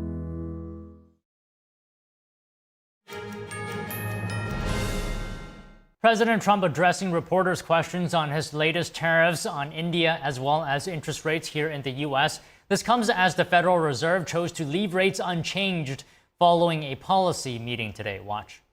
We have a lot of money coming in and we have no inflation and we're very strong and we should be lowering the rates. You know, each point that this gentleman keeps up costs us $365 billion a year. Think of that. 1 point, $365 billion. If you bring it down a point, we save 365. We should be the lowest interest rate, and we're not. We're 38, number 38, because of the Fed. It's all because of the Fed. Trump addressed his latest 25% tariff on goods from India beginning August 1st, which is among the highest in the world. The South Asian nation also faces additional unspecified penalties. Trump cited India's high trade barriers and continued reliance on Russian energy and arms. Well, we're negotiating right now, and it's also BRICS. You know, they have BRICS, which is basically a group of countries that are anti the United States, and India is a member of that, if you can believe it. It's an attack on the dollar, and we're not going to let anybody attack the dollar. So it's partially BRICS, and it's partially the trade, this trade situation. It's the deficit. We had a tremendous deficit. So, as you know, Prime Minister Modi is a friend of mine, but they don't do very much business in terms of business with us. They sell a lot to us, but we don't buy from them. You know why? Because the tariff is so high. They have one of the highest tariffs in the world. Now they're willing to cut it very substantially, but we'll see what happens. We're talking to India now. We'll see what happens. Trump also took a reporter's question asking if he supports a bill that would ban members of Congress from trading individual stocks. Listen. Well, I like it conceptually. I don't know about it, but I like it conceptually, and this just happened. So I'll take a look at it. But conceptually, I like it. And joining us now is Arnie Bellini, the founder of ConnectWise and CEO of venture capital firm Bellini Capital. Arnie has successfully predicted the fall of China's stock market and real estate market and is now focused on their technology, AI and cyber war capabilities. So Arnie, thank you very much for joining us today. First off, can you please tell us what digital warfare is and why should we be concerned about it? Well, I think the best example of that is what we just saw with the 12-day war. Have you ever heard of a 12-day war? I mean, that's not a normal thing. There's a reason it was only 12 days, and that's because there was years of cyber espionage and cyber infiltration and even cyber Trojan horses laid in place before the 12-day war. And that's what really informed the Israelis on exactly what they needed to do and exactly how they needed to go about dismantling the Iranian regime. So, I mean, that was all predicated with cyber work on the front end, and that's why it was only 12 days. So, you know, imagine the savings in military might that you can have if you get your cyber warfare and cyber espionage right. And so I think that's a really great lesson that we learned with the 12-day war. So speaking about that, how can artificial intelligence or AI be weaponized, and what forms does that take? Yeah, well, AI can be used for good. It can be used for evil. It's like any powerful tool, right? And it just depends on who's using it and what they're trying to do with it. So with regard to military, I think it has great possibilities for eliminating warfare, because if you get AI right, you can actually stop a war before it happens, right? And again, you know, we saw that with the 12-day war. We were able to bring that down to just, 12 days. I would say that, if China wants to try to take Taiwan one day, good luck, because I think we could probably digitally stop them before they launch ships to go towards Taiwan. It's like, it's all about that. It's all about being preventative. It's all about knowing all the information on the front end before some kinetic event happens, right? And then when you think about the digital side of the world, digital warfare, it's so much less expensive than kinetic warfare. I don't need nuclear bombs. I don't need tanks. I don't need anything, right? It's like I've got a bunch of hackers or cyber espionage folks that can infiltrate and they know how to do that, and they can get all kinds of information. You're seeing it every single day. Would you say America is prepared for digital warfare, whether it's infrastructure or anything else? What threat level does digital warfare pose to American infrastructure and economic systems and digital security?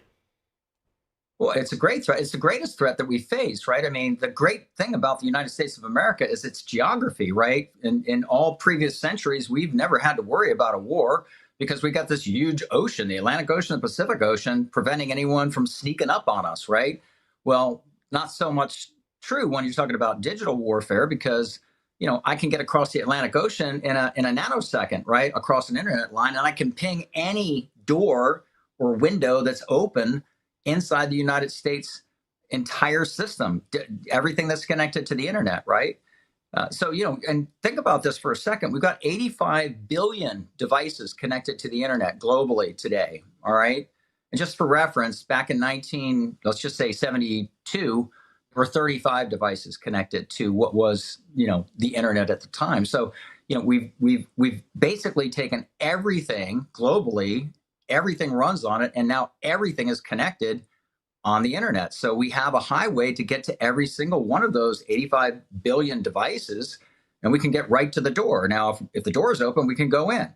So this is the whole concept of cyber espionage. A lot of doors and windows, if you will, are open out there in the digital world. And if you know how to get through them, then you can get all the information that you want. You can plant Trojan horses. You can do all kinds of things.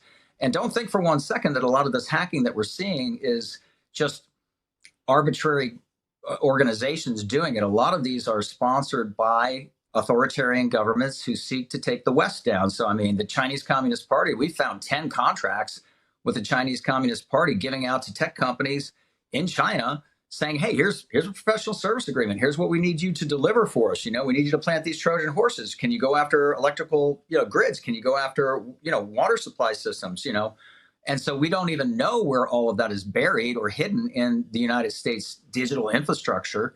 And that's a really big concern that we have, right? And so we're doing things about it down here in Tampa Bay. We call it Cyber Bay because it's really the world's number one place for cybersecurity innovation is happening right here in the Tampa Bay area. And so we're really actively working on all of these problems right here in Tampa Bay, Cyber Bay.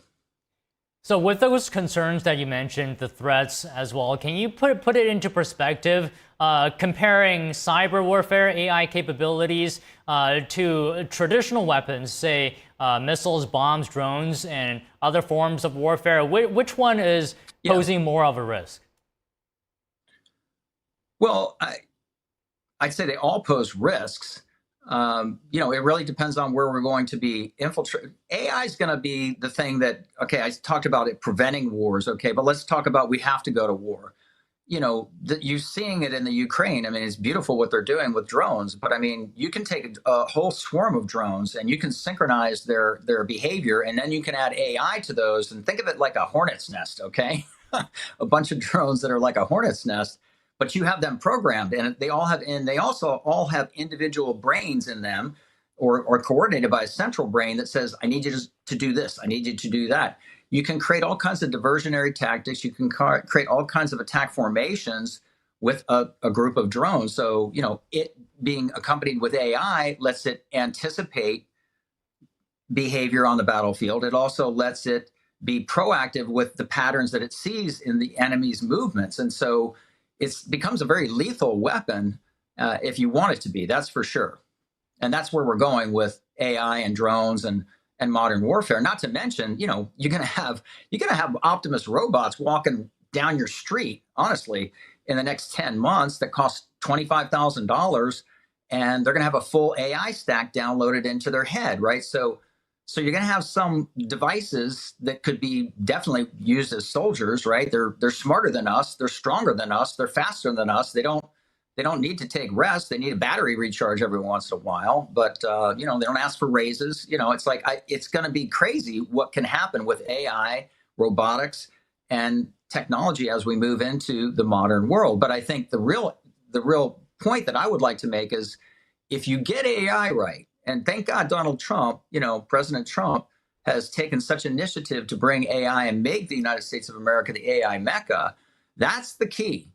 If we're the ones pumping out the technology, we will always have superior technology, AI technology, to overcome the AI of any other nation state who seeks to do harm to any of us or any of our allies. And don't think for a second that we're not entering into a world where it's autocracy versus democracy. That's the world that we're entering into right now. Okay, I do want to get into the China aspect, but I just have one more question regarding cyber warfare, and you've explained it very comprehensively already. I just want to get a even clearer picture. So what does this warfare look like if robots are involved, computers are involved, and what you're describing sort of reminds me of a scene in the new Superman movie, kind of mirrors what you're saying. I don't know if you saw that movie yet. But is it just going to be people in front of desks when this war happens, people in front of computers? Exactly. It's going to be controlled centrally, and it won't be. The idea is to take the humans out of the kinetic issues, right? Don't have them in harm's way, right? Bring them back, control everything from a central control location. Right here down the street from us in Tampa Bay is MacDill Air Force Base. You have central command for the United States of America right there. Something happens where someone's coming after the United States, it gets coordinated 5 miles down the road here. So, it's all about central command. We just pull more and more of that back to a central command facility and let the robots and the drones and the AI do it. And what's great about it is we can give them a strategy. We can give the AI, soldiers, if you will, a strategy, and then they can carry out that strategy autonomously from there. So it's kind of, that's dangerous, obviously, but it could be done. You have all kinds of options, but the key is you got to be number one in AI. The total key here is you got to be number one in AI. Your AI needs to be better than any other nation states. Then you're always going to be smarter. What you're saying reminds me of so many movies that I've seen involving AI. So when AI doesn't become sentient, I mean, this is veering into science fiction. You don't need soldiers, but in Terminator, right? You obviously saw that movie. Soldiers are needed to overthrow AI, which I find kind of interesting because you're sort of transitioning from not having soldiers back to having soldiers if AI gets to that point. But besides that, this is science fiction stuff probably. On China, is the main competition on AI? Sure, yeah, if you would like to respond. Science fiction is always based on what we can is stretching the reality of what we know today into something that is not yet able to be done. So it's always really very accurate. It's a very good, accurate predictor of what we think might happen in the future. You look at all these, sci-fi movies from the 50s. We're doing all those things. You look at the Jetsons, the cartoon, the Jetsons. It's like we're doing everything that was in the Jetsons pretty much. So, science fiction becomes reality at some point. I just wanted to point that out. That's all. Okay, so on to the U.S.-China competition on AI. Are these two countries the main players right now? Yeah, it's China and it's the United States. And the brilliant move that the Trump administration made was to allow the H20 NVIDIA chip to be sold to China. And we want that because it gets them connected to American technology. It gets them dependent on American technology. And it's more important, by the way, that it's not just the NVIDIA chip, it's the NVIDIA platform and operating system that is more powerful and more sticky in this case. So, you talk about the AI race. If China is basing their AI on the United States AI, then we will always have the better version. And just to be clear, the H20 chip is like the fourth best chip that NVIDIA is now working on, right? So it's the fourth best chip. And even that H20 chip was dumbed down a bit. So it basically says your AI can never be as good as our AI. But the operating system that runs AI is the real thing that makes it sticky. So it's not just the chips, it's the software and it's the API set and it's the open source community that supports that is the real sticky point. It's the only way that you can do AI quickly. And so that's what NVIDIA's got. And I'm sure that's what he told President Trump. It's like, doesn't matter what chips we sell them. They're going to be hooked on our operating system. That's what you want. So brilliant move. Okay, just one final question. We just have a few more seconds. Do you think the U.S. can keep up with energy production capabilities compared to China? Absolutely, because, with the Trump administration, again, brilliant move. And we get a business person in the White House. I think it's pretty amazing what you're seeing as a result of that. We don't have a lawyer. We don't need more laws. We need more economy. And that's where you put a business person in the White House. President Trump is allowing the companies who are creating the AI super facilities to actually become utility companies. That solves the problem. They can actually monetize that. They can create their own power. It'd be clean power. They have control of their own destiny. And so that's the brilliant move. So yes, we're not going to have any problem with that. You're going to see a huge boom. We got $15 trillion coming into the United States of foreign investment based on all that President Trump has been able to do in the whole what's called tariff wars, right? $15 trillion. If you capitalize all of Silicon Valley's companies, that's about $9 trillion. So we have almost twice the amount of Silicon Valley value being pumped into the United States economy. And a lot of that's going to be used to build out our electric grid. And so, you've seen steel mills coming back. We just need a ton of energy. We need a ton of electric grid duplication. And we've got the investment base from even foreign nation states to do that now. Well, okay, Arnie, fascinating conversation today. Thank you very much. Yeah, I appreciate it. Thank you. Coming up, a rebound for the U.S. economy as growth outpaced estimates in the second quarter. An economist and financial professor joins us ahead to dig deeper into what this means for households. Stay tuned.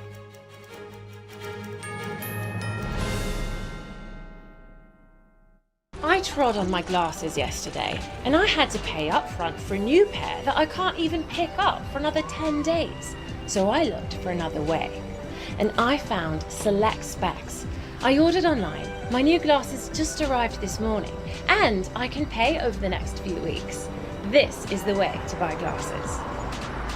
See now, pay later with Select Specs. Next day delivery and deferred payment options only at selectspecs.com. Hi, I'm Ty Pennington, here for Choice Home Warranty. They protect my home from expensive repairs, and they can do the same for you. No matter if it's your refrigerator, plumbing, or more than 20 other home systems and appliances, Choice Home Warranty has saved millions of homeowners a whole lot of money. For a low monthly fee, you get their nationwide network of trusted local technicians with plans that cover repairs and replacements done quickly and the right way. No more headaches searching for technicians. No more budget-breaking chaos. Just a peace of mind of having Choice Home Warranty at your service. Call Choice Home Warranty now and save big with their special offer of your first month free and free limited roof coverage. Call now. Call Choice Home Warranty for your free personalized quote and to get your first month free. Call in the next 5 minutes, and as our special offer, you'll receive free limited roof coverage. Call now to lock in your rate and save big. Call 800-210-6422. 800-210-6422.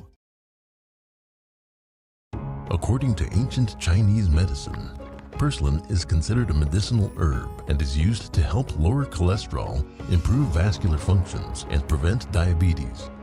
Perilla seeds can nourish the lungs and spleen. It is used to treat asthma and improve pulmonary functions. Puritang green vegetable omega-3 is made from purslane and perilla seeds from Hwangmae Mountain in South Korea. It contains over 90% of omega-3, 6, 7, and 9. The highest concentration possible without chemical additives. The soft gel is made of natural seaweed. It is 100% organic and vegan. Both adults and children can take it with peace of mind. Ancient recipes were passed down from heaven to bring prosperity and longevity. Puritang green vegetable omega-3.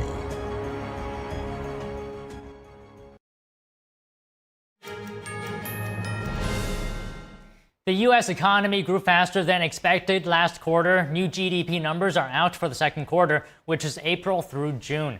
The U.S. economy expanded at a surprising 3% annual pace during the second quarter. This means America's GDP rebounded after losing 0.5% during the first quarter. The GDP reflects the nation's output of goods and services. The first quarter drop was mainly caused by a surge in imports, which are subtracted from GDP. Many businesses imported large quantities of goods to avoid upcoming tariffs. The latest bounce back was expected, but the size of it wasn't. A drop in imports helped push that number higher. Economists had forecast just 2% growth. President Trump is now calling on the Federal Reserve to implement rate cuts. The Fed is expected to make a decision this afternoon. The U.S. economy grew at a stronger than expected pace in the second quarter. Here to share his insights on the economy's recent 3% growth is Michael Busler, a professor of finance at Stockton University and an economist and public policy analyst. So, Michael, thanks as always for joining us. So let's get right into it. What would you say fueled the sharp rebound in gross domestic product in the second quarter? So our exports went up significantly, and that's really the main thrust of Trump's tariff policy. For decades, the U.S. was essentially being taken advantage of because we charged very low tariffs, 2.5%. Other countries charged us 20, 30, 40. India was charging 100% tariffs on some things. So we weren't able to export very much. And since we're importing a lot, and we paid for it, money flows out of the country, export very little, and so very little flowed back into the country. We had this huge negative balance of trade. This is the beginning of Trump's tariff policy starting to pay off. And with the recent agreements with Japan, and most importantly with the European Union, you're going to see the economic growth continue to accelerate. So we have to talk about consumer spending, right? Because it makes up around 70% of the U.S. economy. So what are your comments on that? How healthy are households right now? So consumer spending didn't increase as much as we'd liked it to, mostly because of the uncertainty felt as a result of Trump's tariffs. But now consumer confidence is starting to go up. So you'll see as that goes up, consumers feel better about the economy and better about spending money. I think you'll see consumer spending start to increase in the coming months, and that'll fuel growth in GDP. I think this 3% number was certainly not a fluke. And I think looking at quarters going forward, you're likely to see numbers just as strong as that. As consumers become more confident, the unemployment rate remains low. The number of job openings went down a little bit, but they still exceed the number of unemployed people. That gives consumers confidence that, well, if I lose my job, I can probably find one relatively soon. The duration of unemployment is going down. Those are all positive signs for the economy. And most importantly, we now have foreign markets open to U.S. manufacturers, particularly the European Union, where last year we bought about $600 billion worth of goods and services from them, and they purchased only about $370 billion from us. But now that the new agreement has been signed, they'll pay a 15% tariff. Most American goods won't see any tariff at all. The agriculture industry will benefit from this. The U.S. is very good at producing food, and now we're able to sell it around the world, particularly in Europe. So, Michael, I raised this issue with guests from yesterday's show, and that is somebody has to pay the tariffs, right? Whether it's American importers, American companies. And if they pass on the costs to consumer products, wouldn't that put downward pressure on consumer spending, and that would impact GDP, right? Yeah, so what you're saying is, look, we put a 15% tariff on European goods. How much of that gets passed on to consumers? Remember, it's a 15% tariff at the wholesale level. For instance, if Walmart sells something for $20, they probably paid about $10 for it. That's a typical retail markup. And there may be some middlemen in between there. So it's 15% of what the original purchase was. That's a smaller amount on the actual $20 price the consumers paid. I think a lot of the tariffs will be absorbed by the retailer, by the wholesaler, any middlemen in between. And I think you'll see relatively small increases in inflation due to the tariffs. At the same time, President Trump is vastly increasing the supply of energy. And when you increase the supply of anything, the price falls. Energy counts for about 7% of the consumer price index. So even if there is some upward pressure on price due to the tariffs, there'll be downward pressure on price because of falling energy prices. And the overall inflation rate, I think, will be down under 2%, perhaps as early as the end of this year. That does give consumers more spending power, and that should increase consumption going forward. So here's another point that I want your comments on. Is it true that inflation and GDP growth has a strong correlation? And if that is the case, if GDP is up 3% or higher or a bit lower, doesn't that mean inflation will closely represent that, let's say 3%? No. So the growth in GDP is a real growth. So they take the actual dollar increase, subtract inflation from it, and the number they give you is a real increase adjusted for prices. So the numbers we're seeing are real increases, and I think the real increases will continue well into the future. I don't expect inflation to be worse. Again, I expect it to be going down, perhaps by the end of this year, and definitely I think by beginning of next year. So consumers, and since wages and incomes are going up faster than prices, consumers now see a real increase in purchasing power, which means they're likely to buy more goods and services, not less. I'm very optimistic about the economy going forward. President Trump has signed some deals that are very much in the favor of the U.S., and the other countries who have been taking advantage of us for decades will start to have to pay some of this tariff expense. I'm extremely optimistic about the economy going forward. Okay, so President Trump has responded to the economic growth with new demands to lower interest rates from the Federal Reserve. Could the rebound, this inflation number, sway the Fed on future rate cuts? It shouldn't. You made a point. Is there a correlation between GDP growth and inflation? And the answer is there could be, but there doesn't have to be. That's the whole theory of supply side economics. You increase output by increasing supply, so GDP grows, but there's no pressure on prices. Regarding interest rates, quote, too slow, pal, has been too slow again. He announced today that he's not reducing interest rates, although two of the members of the Federal Open Market Committee who decides these things think that interest rates should be lower. From what I gathered from his comments, he said, or one of the governors said, I think we need another month or two worth of data before we cut interest rates. So what that means is they didn't cut them in July, which I think is a mistake. They should have cut them in May. They should have cut them in June. They should have cut them in July. I think that's a mistake. But I think in September, they will cut in interest rates, particularly as we notice the inflation rate is going down. The Federal Reserve looks at what's called the personal consumption expenditure, slightly different than the consumer price index. But the Bureau of Labor Statistics just report that number is down for the quarter, is down to 2.1%. The Federal Reserve's target is 2%. So we're just about there. I expect them to cut interest rates in September. I think they made a big mistake not cutting them today.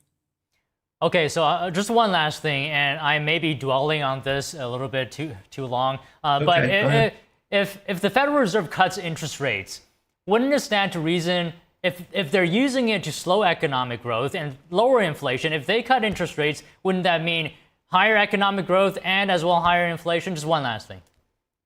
It'll mean higher economic growth, but not necessarily higher inflation. That's what this supply side economics, which is the basis of what President Trump is doing, by increasing the supply. When the Federal Reserve cuts interest rates, which increases demand and should grow the economy, there's enough supply to meet the new demand, so prices do not have to rise. I continue to say I expect good growth in the economy without any upward pressure on price, mostly because he's bringing energy prices down. Well, all right, Michael, thank you very much for taking the time to explain this to me. Thanks again. Always my pleasure. Coming up, President Trump will soon deliver remarks on making health technology great again. Stay with us.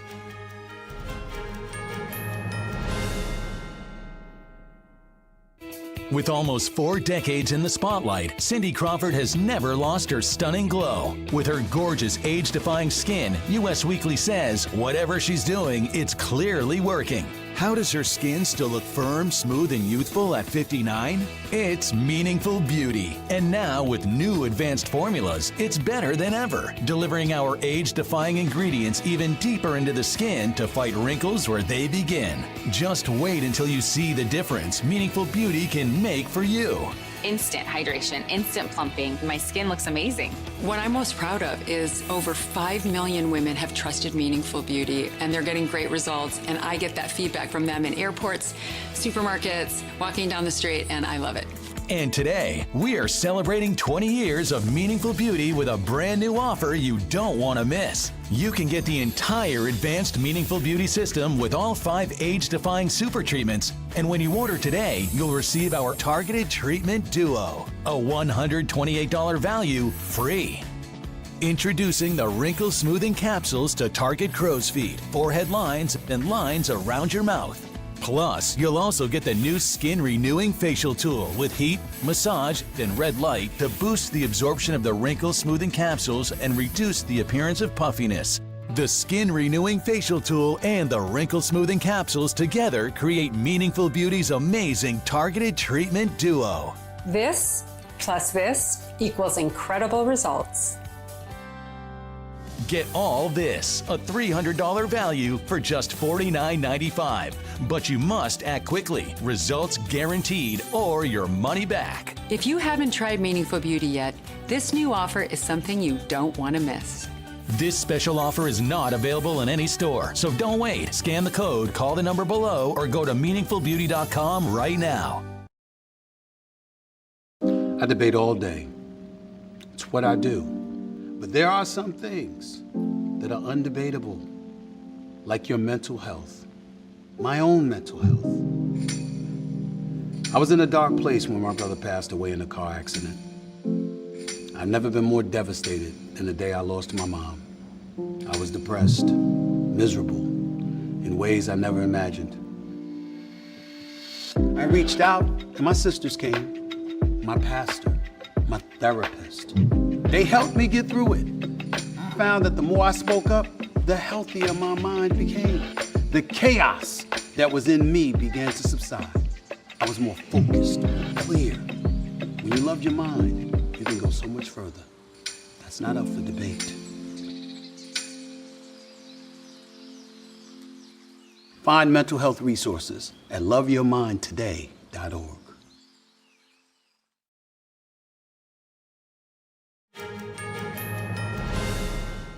President Trump is setting his sights on Brazil. The president signed an executive order today implementing an additional 40% tariff on the largest nation in South America. The executive action brings the total tariff amount on Brazilian products to 50%. Trump cited recent actions by the Brazilian government that he says, quote, threatened the national security, foreign policy, and economy of the United States. The president named Brazilian Supreme Court Justice Alexander de Moraes in his order. Trump accused him of authorizing, quote, politically motivated police raids, arrests, and bank account freezes. Trump also pointed to the confiscation of passports to individuals incarcerated without trial for social media posts. The president specifically cited government actions taken against former Brazilian President Jair Bolsonaro as an example. Moraes is overseeing Bolsonaro's trial for allegedly plotting a coup in 2022. In announcing today's executive order, Trump called Bolsonaro's trial a persecution, just as Moraes was also sanctioned. The sanctions call for freezing all U.S. assets held by the Brazilian justice and prohibits U.S. citizens from doing business with him. Meanwhile, President Trump moved to suspend so-called de minimis exemptions on imports. Products previously imported duty-free now face tariffs. The administration claims the de minimis exemption has been abused. Per Trump's executive order, imported goods valued at or under $800 will be subject to all applicable import taxes. The White House cited what it called deceptive shipping practices, illegal material, and duty circumvention. According to the administration, de minimis shipments entering the U.S. increased from 134 million to over a billion between 2015 and 2024. In addition, the White House says 309 million de minimis shipments have entered the country just this year. The administration says that's compared to 115 million for all of fiscal year 2024. The new policy will take effect August 29th. The Federal Reserve announced today that it will not lower interest rates. Meanwhile, key data on U.S. economic growth outpaced expectations. Let's take a look at what it means for your money. We see our current policy stance as appropriate to guard against inflation risks. We're also attentive to risks on the employment side of our mandate. Trump has called on Powell to resign and for the Fed to lower interest rates. But Powell does not act alone. And some of the Fed's other central bankers also want to take more time to gauge the impact of Trump's tariff policies before making a move. On Wednesday, the Commerce Department said U.S. economic growth was up sharply to 3% between April and June. But observers say the driving factor was businesses dialing down their imports after a first quarter binge to stay ahead of Trump's tariff plans. Economists say they'll continue to eye consumer spending as more trade deals fall into place and tariff threats subside with key U.S. trade partners, like the European Union, which agreed to a framework deal with the U.S. on Sunday. With the EU deal, do we feel over the next few days or weeks that our consumers back on and wanting to spend because they feel like the tariffs are off? But we don't see that just yet. And how the U.S. labor market holds up. Unemployment has remained near an historic low, but gains across sectors have been narrowing. Former Vice President Kamala Harris announced that she won't be running for governor in her home state of California next year. She released a statement today explaining her decision. Harris said that after deep reflection, she decided not to run. She added for now her leadership and public service will not be in elected office. Harris ended by saying she'll share more details later on her future plans. White House border czar Tom Homan says ICE is carrying out laws put in place by Congress. And if people don't like it, they should take it up with them. And Senator John Fetterman is praising ICE on a recent nab of over 200 child sex offenders. NTD correspondent Jason Blair has more. We're not making this up. ICE is enforcing laws enacted by Congress. Border czar Tom Homan responds to ongoing protests against ICE officers. He says if they want change, they're protesting the wrong people. You see all these people protesting ICE. Why aren't they protesting the Hill? If they don't like what ICE doing, protest the people who wrote the bill. Homan has some harsh words for critics on Capitol Hill. I see members of Congress comparing us to racists and members of terrorist organizations. If we're terrorists for enforcing immigration law, what's that make them? They wrote the law.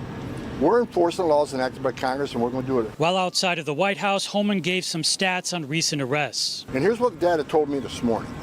70% of everybody arrested is a criminal. He says the other 30% include national security threats. For instance, over 300 Iranian nationals. Who else is that 30%?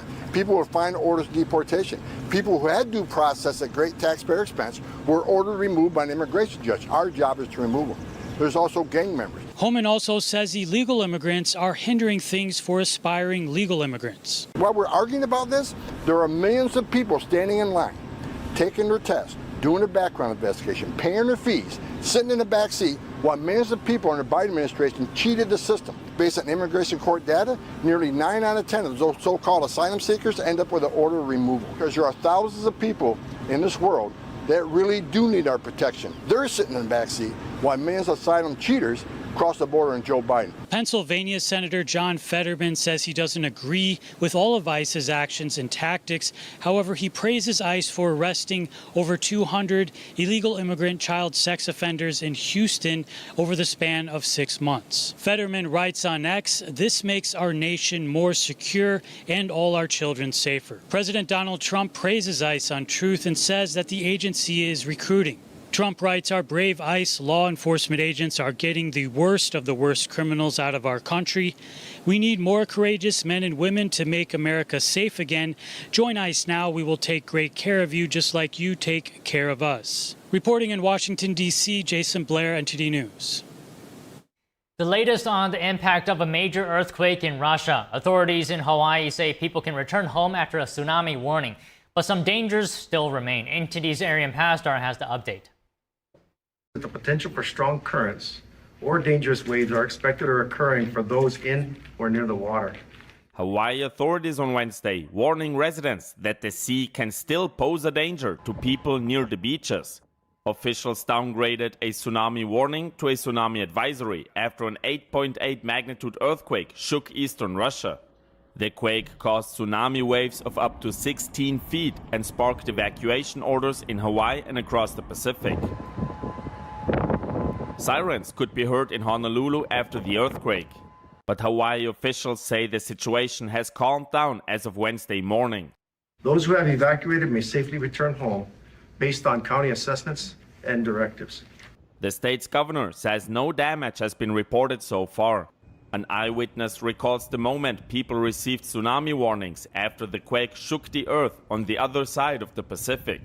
It was very clear. It said, "You are in danger. Get away from coastal waters." Meanwhile, in Russia, a volcano erupted after the earthquake. Russian scientists say a descent of burning hot lava is observed on the western slope, powerful glow above the volcano and explosions. Tourists who were camping in the region where the quake hit were shaken in their tents. Video released on social media also shows a church tower shaking and people leaving the top floor of a nearby building. The Kremlin says it's the strongest earthquake to hit the region since 1952. Several people are injured, but fortunately no fatalities are reported. Arian Pastar, NTD News. Tremors and aftershocks are still possible after the powerful magnitude 8.8 earthquake, sending tsunamis across the Pacific. An assistant professor at the Department of Earth and Planetary Sciences at the University of Hong Kong illustrated how the quake erupted beneath the ocean floor. The North American plate is like the sponge, and the subducting Pacific plate is like this book. And the average convergence rate between these two plates is like 7 to 8 centimeters per year, so on average. But during the regular times, in most of the time, they are stick together due to friction. So you're changing the shape of the sponge. So the sponge is squeezed, it's being squeezed. It does not mean that an aftershock sequence will end soon. Aftershocks can be comparable with earthquake itself. It is possible, especially there is such a huge crust fracture in Kamchatka region. The earthquake off Russia's Kamchatka Peninsula was the strongest since 1952. A Kremlin spokesperson said there had been no casualties in Russia. The official credited solid building construction and effective alert systems. Noticeable aftershocks are expected to continue for at least another month. Coming up, President Trump will soon deliver remarks on making health technology great again. Stay with us.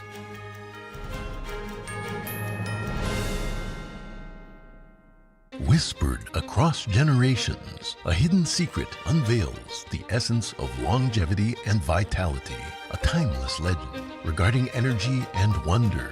Rooted in ancient health wisdom, we proudly introduce Pure Tang Black Ginseng, a 100% natural organic energy drink made from premium 6-year-old Korean ginseng. It takes 2,260 days and nights from seed to growth, undergoing a meticulous 9-step process of steaming and drying. Black ginseng reaches its full potency, enriched with ginsenoside RG3 and enhanced absorption efficiency. No sugar, no caffeine, no artificial ingredients.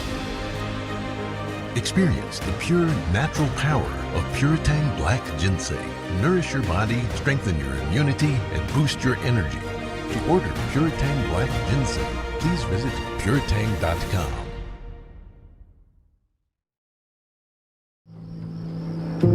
I didn't ask to lose my mother or to be abused at 5 years old. I didn't ask to be kicked out of my house with nowhere to go. I didn't ask for any of this. But I did ask for help, and Covenant House was there. Thanks to their love and support, and to generous people like you, I got what I needed to take control of my life. For the young people who didn't ask to be put in unthinkable situations, Covenant House is there providing safety, hope, and a brighter future.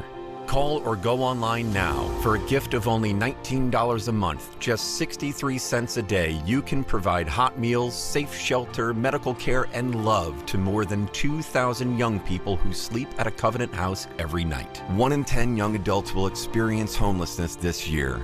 Your gift can help reach them when they need it most. I didn't ask for my parents and my family to disown me. I didn't ask to end up in a homeless shelter. The beauty of it all is that I found Covenant House. The need is overwhelming, but your monthly support will make sure no young person is ever turned away. Call or go online right now to safeplacetosleep.org with your gift of just $19 a month.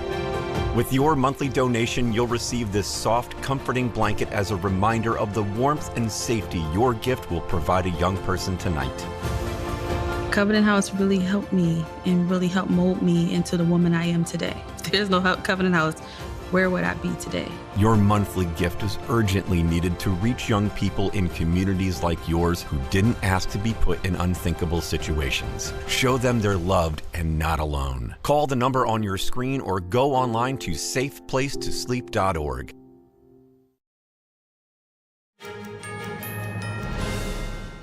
President Trump earlier today addressing reporters' questions on his latest tariffs on India as well as interest rates here in the U.S. This comes as the Federal Reserve chose to leave rates unchanged following a policy meeting this afternoon. Watch. We have a lot of money coming in and we have no inflation and we're very strong and we should be lowering the rates. You know, each point that this gentleman keeps up costs us $365 billion a year. Think of that. 1 point, $365 billion. If you bring it down a point, we save 365. We should be the lowest interest rate, and we're not. We're 38, number 38, because of the Fed. It's all because of the Fed. Trump addressed his latest 25% tariff on goods from India beginning August 1st, which is among the highest in the world. The South Asian nation also faces additional unspecified penalties. Trump cited India's high trade barriers and continued reliance on Russian energy and arms. Listen. Well, we're negotiating right now, and it's also BRICS. You know, they have BRICS, which is basically a group of countries that are anti the United States, and India is a member of that, if you can believe it. It's an attack on the dollar, and we're not going to let anybody attack the dollar. So it's partially BRICS, and it's partially the trade situation. It's the deficit. We had a tremendous deficit. So, as you know, Prime Minister Modi is a friend of mine, but they don't do very much business in terms of business with us. They sell a lot to us, but we don't buy from them. You know why? Because the tariff is so high. They have one of the highest tariffs in the world. Now, they're willing to cut it very substantially, but we'll see what happens. We're talking to India now. We'll see what happens. Trump also took a reporter's question asking if he supports a bill that would ban members of Congress from trading individual stocks. Well, I like it conceptually. I don't know about it, but I like it conceptually, and this just happened. So I'll take a look at it. But conceptually, I like it. And meanwhile, senators confirmed 2 nominees late last night, one of them to an appeals court, despite pushback from Democrats. NTD's Melina Weisskopf has more on this new lifetime appointment. Emma Bovee is now serving on the bench for the Third Circuit Court of Appeals. He's a former lawyer for President Trump. He also worked on several of President Trump's legal cases over the past few years, but also at the start of this Trump administration, he worked in a leading role at the Department of Justice, which is where the controversial arguments around his nomination actually stem from. So there are several whistleblower allegations that accuse Bovee of ignoring a court order that attempted to block President Trump's deportation flights, but there's also a separate allegation that accuses him of playing a role in dropping New York City Mayor Eric Adams' corruption charges because they wanted to get help from Eric Adams on the immigration front. Now, Democrats say Republicans should not have rushed this nomination without first dealing with those allegations, but Republicans say they have dealt with them. Here's both sides.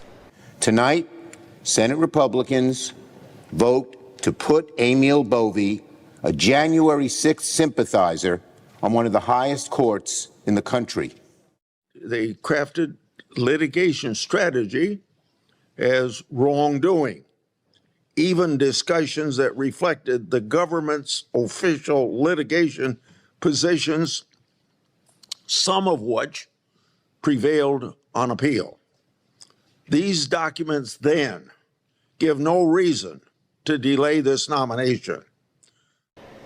2 Republicans voted with Democrats to oppose the Bove nomination. In a separate confirmation last night where senators confirmed Trump's pick to serve as the new CDC director, there were no Republican defectors. Susan Menarez is the first CDC director to not hold a medical degree since the 1950s, though she does have a doctorate degree in microbiology and immunology. Democrats say one reason why they opposed her is because she would not say in her confirmation hearings if and where she disagrees with the Health and Human Services Secretary. Though she did explicitly say she supports vaccines, she told senators that her goal is to return the CDC to a focus of tackling infectious diseases. Reporting from Washington, D.C., Melina Weisskopf, NTD News. Foreign states are becoming bolder in their attempts to silence dissidents in the UK. A new report calls on the British government to take stronger action against transnational repression, highlighting China, Russia, and Iran as the worst offenders. NTD's international correspondent Malcolm Hudson has more for us from London. British politicians are concerned that foreign states are persecuting people in the UK. It's called transnational repression, where repression is exported to other nations. In a new report, the UK's Joint Committee on Human Rights said this repression is growing and is seriously affecting those targeted here. The report highlighted China, Russia and Iran as the worst offenders. Hong Kong authorities last Christmas placed a $1 million Hong Kong dollar bounty on the then 19-year-old Chloe Chung. She lives in Britain, 6,000 miles away from Hong Kong. The bounty is just under $130,000 for information leading to her arrest. Since then, I have been assaulted several times online and in person. Basically, there were 2 Chinese men who followed me after I've got the bounty. She's the youngest pro-democracy activist to be put on Hong Kong's wanted list. But now she fears she could be kidnapped and taken to the Chinese embassy by someone seeking to claim the bounty. I have now been so cautious of the people I met, and I am always wondering whether they are spy or not, and I have to look around my shoulder when I am walking because I have to make sure no one is following me. Investigations by Britain's security service MI5 found threats from foreign states have increased 48% since 2022. Parliament's Intelligence and Security Committee warned that Iran had attempted to kidnap or murder at least 15 UK-based people in the same period, while Russia has targeted dissidents, including the attempt to kill Sergei and Yulia Skripal with the nerve agent Novichok in 2018. The report also highlighted evidence tied to a string of other countries, including India, Rwanda, Pakistan, Egypt, and Saudi Arabia. That said, the report said China conducts the most comprehensive campaign of any foreign state operating in the UK. Well, as the report suggested, I think China should be on the enhanced tier of the foreign influence registration scheme, like Russia and Iran. This would put Chinese agents under much greater scrutiny to stop political and economic interference. Lord David Alton, chairman of the committee behind the report, said they want to see a 2-pronged approach from the government. He called for support and protection for individuals and communities most at risk, and said that transnational repression needs to be prioritized in international diplomatic relations. A British Home Office spokesperson said they take the threat of transnational repression extremely seriously and will not tolerate it, saying the government is already taking action to strengthen the UK's response. Malcolm Hudson, NTD News, London. Up next, a dad from Oregon creates an app that connects families with teachers, and he says the education outcomes are amazing. Don't go away.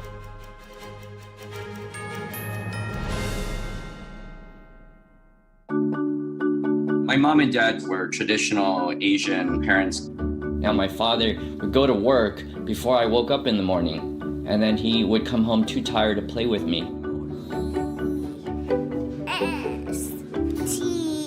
I tell my son, I love you every single day. I love you. Now my dad has never said that to me. Not because he doesn't love me, but because culturally it wasn't comfortable for him. So I teased him the other day and I said, how come you never say that to me?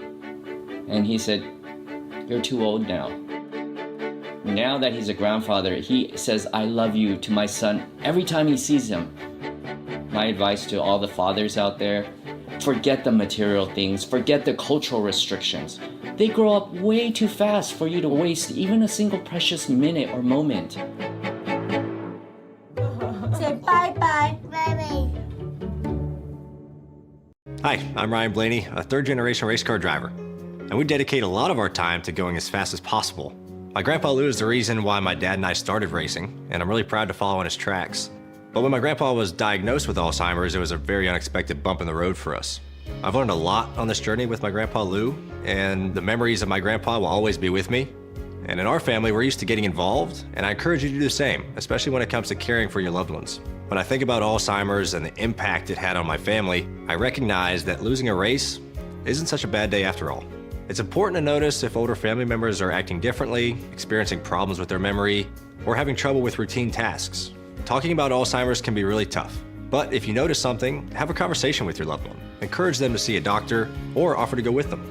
Early detection of Alzheimer's can give your family time to explore support services, make a plan for the future, and access available treatments. If you or your family are noticing changes, it could be Alzheimer's. Talk about seeing a doctor together. I am so glad you ladies are here. You each have your own rooms. Thank you. Get settled in. I'll call you for dinner. Adopting teen sisters, it's a lot. Girls, you're gonna be late. You want breakfast? No thanks, we're good. They're always in their own world.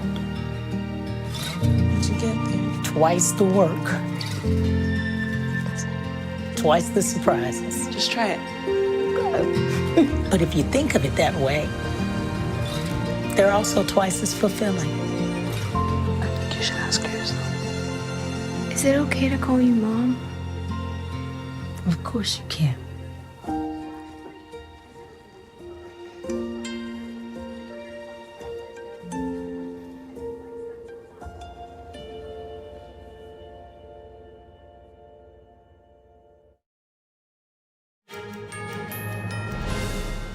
Texas Republicans have released their first draft of the new congressional map in the Lone Star State, as Democratic lawmakers threaten to leave the state in an effort to block the redistricting. Our Washington correspondent Luis Eduardo Martinez has the details on the story. The new congressional map would tackle 4 districts in the Austin, Dallas, and Houston area of Texas that the Department of Justice found to have been drawn unconstitutionally back in 2021. These are the 9th, 18th, 29th, and 33rd districts, all of which are coalition districts. These districts were drawn in a way so that 2 or more minority groups could form a majority coalition. The Department of Justice has found that racially based districting is unconstitutional based on a Supreme Court opinion from 2024. There are millions of Democrats in the state of Texas. You know, I won my congressional seat by 24 points. You know, my colleagues Jasmine Crockett and Mark Vesey, also up here in North Texas, won by even greater margins than that. So to have the great displacement of all these Democrats and reallocated to Republican districts, that's going to substantially weaken them. Democratic state legislators have threatened to flee the state in order to block the necessary quorum for the state assembly to session. Breaking quorum is a nuclear option, but it is something that Democrats have left on the table that we are willing to do. That it is an extraordinary measure that requires great sacrifice from members. There are extreme penalties that come on this. The new congressional map would actually make elections in Texas more competitive in traditionally solid Republican districts as well as traditionally solid Democratic districts. Despite having drawn a more competitive congressional map, Democratic state legislators in Texas have accused Republicans of racism. The Trump redistricting plan seeks to dismantle historic and important districts represented by African Americans and Latinos. Governor Gavin Newsom has also threatened to redraw congressional maps in California to favor Democrats in retaliation. Things have changed, so too must we. And I believe that the people of the state of California understand what's at stake. If we don't put a stake into the heart of this administration, there may not be an election in 2028.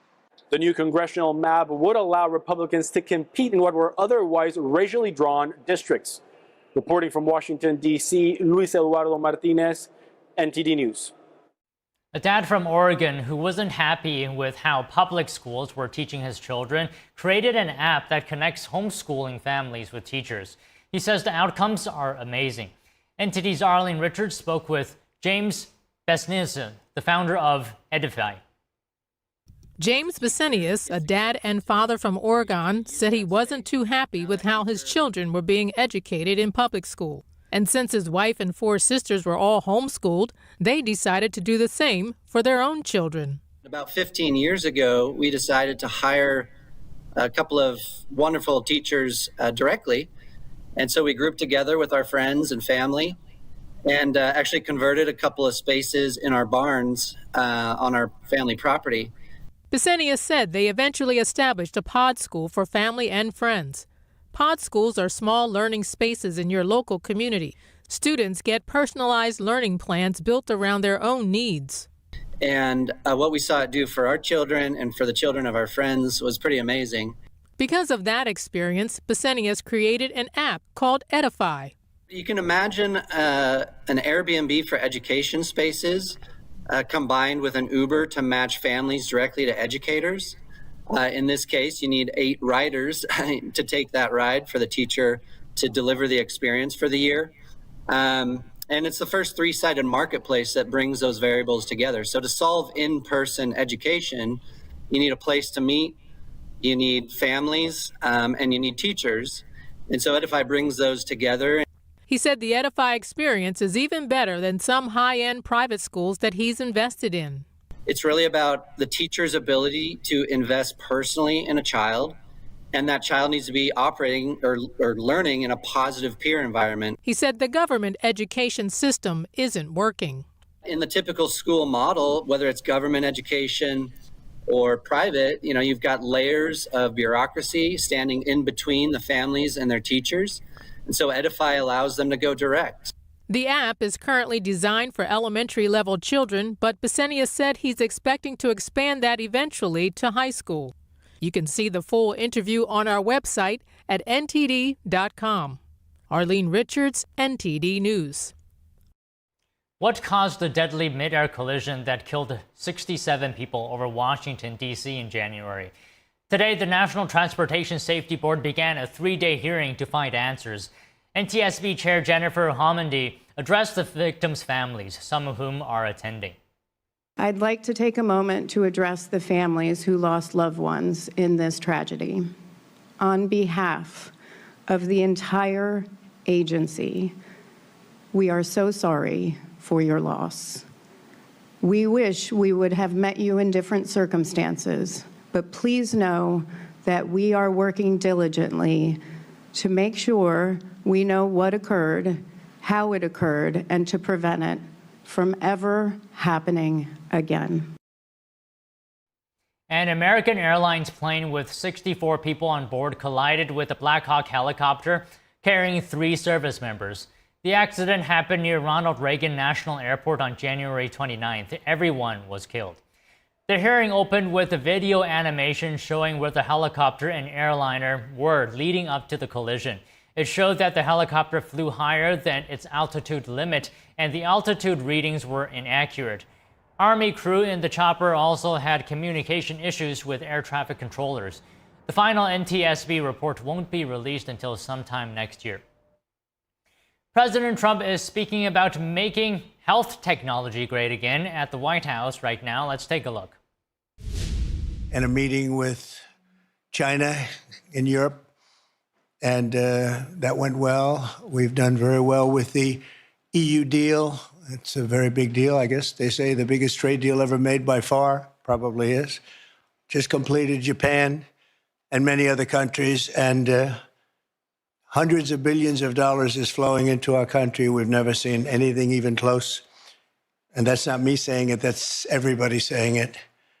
And it's going to be something really, really very special. Maybe even more importantly, factories for AI and for cars and for lots of other things are being built in this country or planned to be built very shortly. They'll be starting. And where they need great amounts of energy, like for AI, they're going to be, I've given them approval. And Lee Zeldin has given them very fast approval to build their own electric powering plants, and they'll build them with the factory, so we don't have to worry about an ancient grid and all of the other problems, the obstacles people thought we were going to have that would make it impossible. And we're leading AI by a lot, and I think people are very impressed with our country. As they said, the King of Saudi Arabia and various leaders, and just about every leader I can even imagine.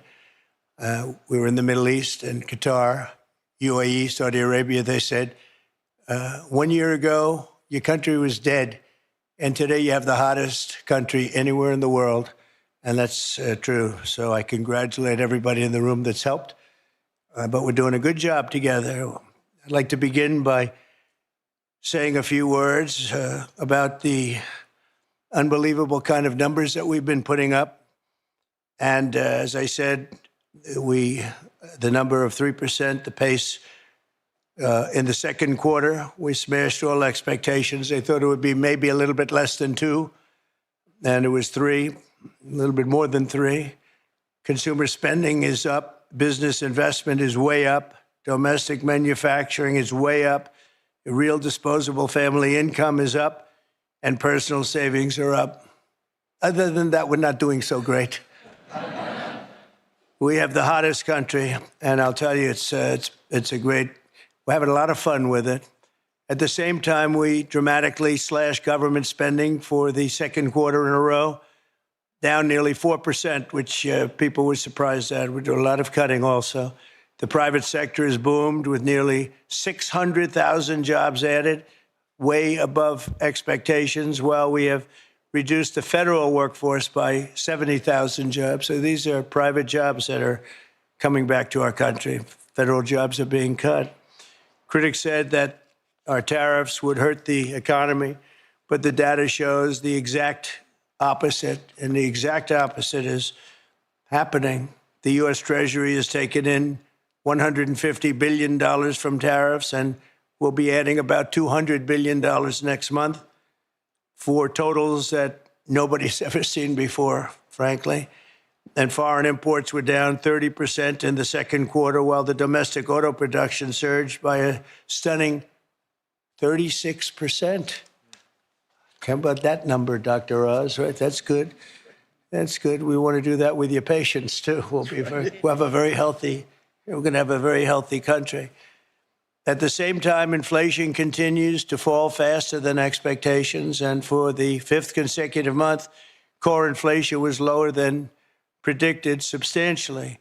This is truly the dawn of the golden age of America. That's what we're in. We want to keep it that way.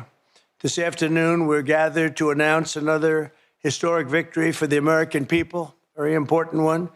Today, the dream of easily transportable electronic medical records finally becomes a reality.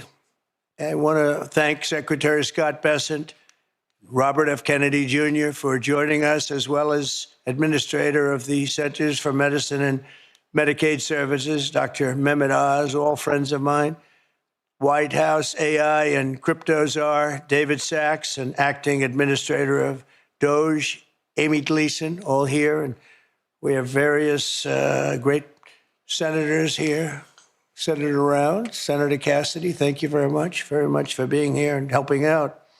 I also want to thank representatives from Apple, Google, Samsung, Amazon, OpenAI, Anthropic, Epic, Oracle, Athena, Health, Noom, and that's not a bad group of people. Wow. And they're the top people. We don't play games. You know, when you invite people to the White House, the top ones, that's a big net worth sitting in this room right now. Boy, oh boy, we better make sure the room is nice and safe. This is half the net worth of our country. I'm also grateful to be joined by numerous congressmen. I'm not going to name you if you don't mind. I'll probably never get their vote again, but it's too many. Thank you very much for being here. The Congress has been great. senators have been great, and the congressmen and women have been great. We just passed the most important, I think, look, I can't say most important, but certainly one of the most, but the most consequential and the largest bill in the history of Congress. And I call it the great, big, beautiful bill. We call it different names, but it all means the same thing.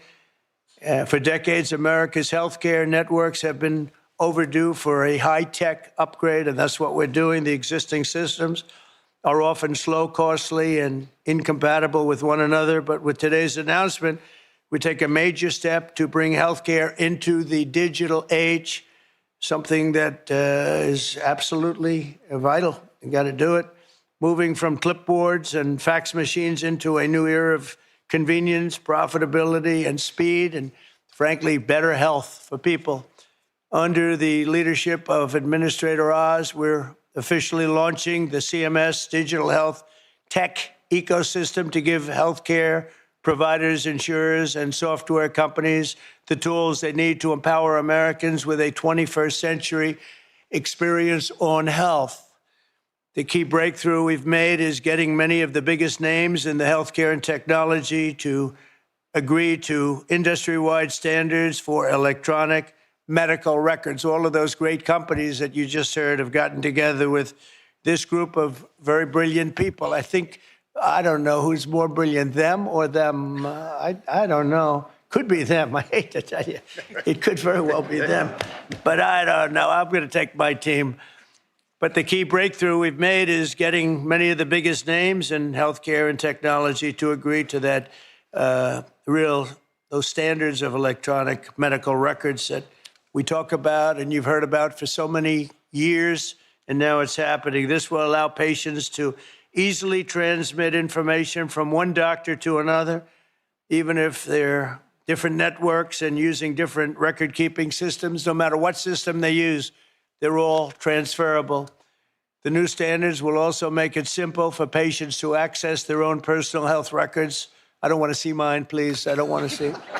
I don't know about you. They have all sorts of things, sir. They can tell you exactly what your problem is going to be in 6 years. We can do it. You know, they have all these different things. I don't know if they work or not, but I didn't want to hear it. I didn't want to hear it. If they got a problem, I don't want to know about it right now. But it is amazing what they're doing. I don't know. Does it actually work? Can they do that? All right. Well, then I'm glad I said I don't want to know. But thanks to this announcement, healthcare providers across the country will also finally be able to kill the clipboard. It's an expression that's used, capital, with a capital C, kill the clipboard.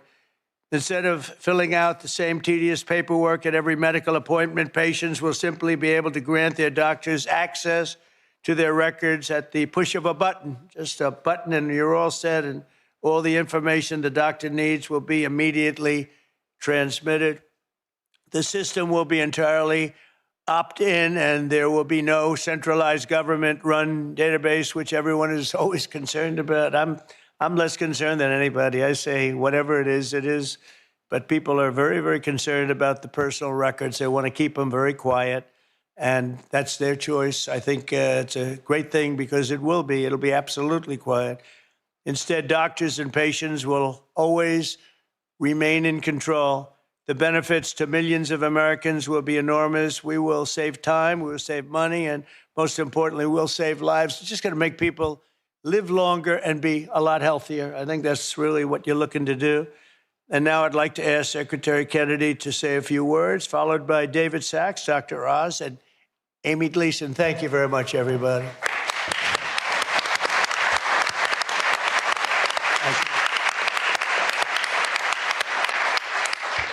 Thank you very much, Mr. President. And I just want to begin by making a comment that is irrelevant to what we're gathered here today to talk about. But I've been coming to this building for 65 years, and I have to say that it's never looked better. I've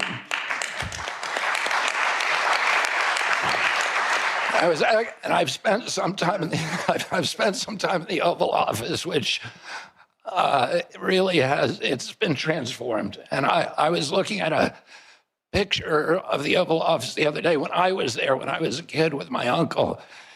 And, you know, it was an extraordinary, it's always an extraordinary to go into that sacred space.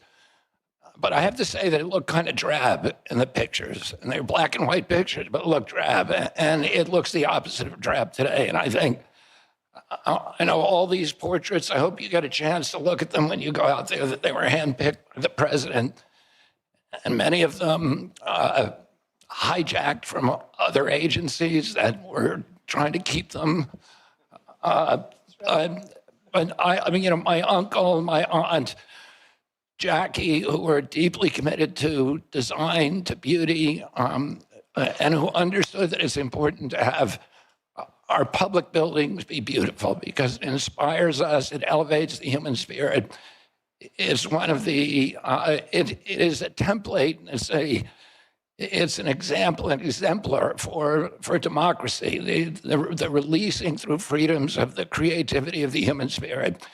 And this building of all buildings should look beautiful. And under your stewardship, it looks extraordinary today. So thank you, Mr. President, for that. About 3 weeks ago, I met with the Indonesian health minister. And Indonesia today is regarded as the highest flourishing nation on earth. Since 1990, it has increased the lifespan of its women by 8 years, of its men by 9 years. There's no country that has a record like that. And there are two major innovations that allowed them to achieve that extraordinary outcome. And one of those was to disincentivize people from eating processed foods. Oh, you are paid not to eat processed foods, and you are penalized for eating processed foods. The other innovation that really transformed Indonesia was allowing people control of their individual health records. He showed me the app that they use that everybody in Indonesia has. And it shows your height, your weight, your blood type, your BMI, your cardiac markers, your diabetes markers, your cholesterol, and any kind of individualized treatments that you've had. So if you go to a doctor in another town, he doesn't do what we have to do here, which is to sit there with a clipboard and a fax machine in order to get your health records. It's available and it allows them to give better treatment. But it also allows you to make better choices over your life.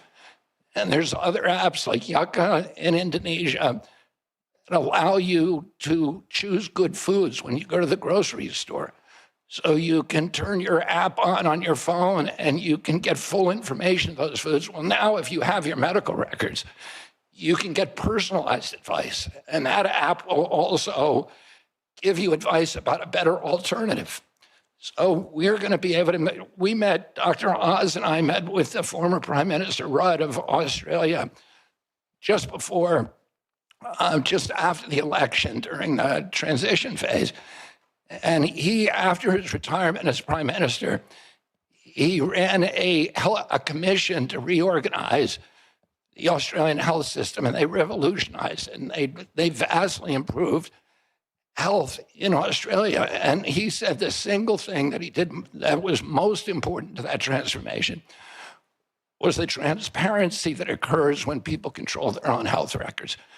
Because it gives people the choice over their own health decisions and over their own lives, and it gives them a sense of responsibility and allows them to measure the interventions if they change their diet, if they change their exercise. It can show you how many steps you took today. It can tell you if your glucose is spiking. And all of that information will now be available to American citizens. 60 years ago today, we passed Medicaid and Medicare in this country. And we have 60 CEOs in this room of these extraordinary companies, some of which the president just mentioned, that have all agreed voluntarily to start sharing information. President Trump, during his first term, passed the interoperability rule. And it was intended to do this for 20 years. The federal government has been trying to do this. Everybody recognizes it's absolutely critical innovation for us advancing the health of American citizens, to give them responsibility and to give them control over their own healthcare choices. And unfortunately, you ran out of time the last time around. President Trump gave us instructions that he wanted this to happen within 6 months. We barely made it under the wire thanks to Dr. Oz's leadership. And within 6 months, every American's going to be doing it thanks to the cooperation of the corporate leaders in this room. You know, about 3 months ago, I met with the food executives, and I asked them to voluntarily come forward and get rid of food dyes, of the 9 synthetic petroleum dyes.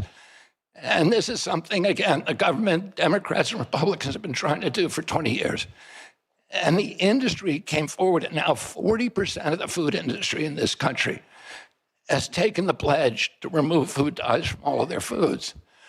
That happened because of your leadership, Mr. President. A month ago, we got, after a lot of work by Chris Klump and Dr. Oz and a lot of other people in our agency, we got all the insurance executives to come together in our country and in our offices and agree to get rid of pre-authorization for 80% of the DSM codes. This is a voluntary agreement. 80% of the industry has now agreed to do that. So this is happening because of good leadership. President Trump, you've asked us to think big, you've inspired us to dream big, and you've enabled us to accomplish things that no other president has been able to do.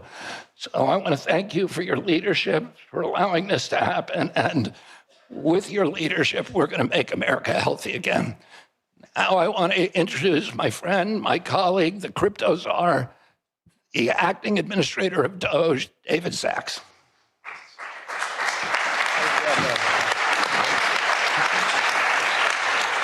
Thank you, Secretary Kennedy. I recently got a text message from a friend whose wife has been suffering from a chronic illness for something like a decade, and they've been trying to figure out what it is. They've never been able to figure it out. And I just want to read this to you right off my phone. He said, I uploaded my wife's blood work into one of our leading AI engines on Friday. It essentially diagnosed her as having a rare genetic defect that causes bone marrow failure. It's caused every single thing that's happened to her. She has every single symptom.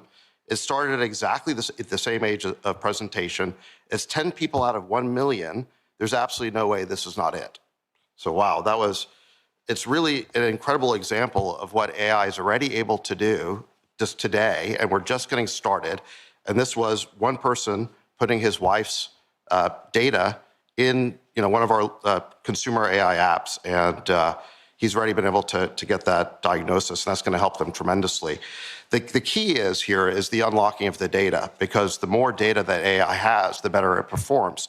And so, kudos to Dr. Oz and Secretary Kennedy for this pledge today. They were able to get 60 major companies across different sectors of the economy to agree to unlock their data so that AI can use it to drive better patient outcomes. And this is, all due to your leadership and President Trump's leadership to put the American people's healthcare needs first. And I remember Dr. Oz, he was one of the first people to call me during the transition when the president announced I'd be AI czar, because he wanted to ask me about how AI could better be used in healthcare. So kudos to you, Dr. Oz. And that was President Trump with health officials at the White House in an event to improve American medical technology. And President Trump saying he wants Americans to get a 21st century experience when it comes to this area. And also saying that he wants digitalized medical records that's going to be decentralized. We're going to move away now from this event and take a break. But if you want to continue watching it, you can go to ntd.com or YouTube. And stay with us. We'll be back very soon. Be sure to stay with us for NTD Evening News as well at 6 p.m. Eastern, 3 p.m. Pacific. I'm Don Ma.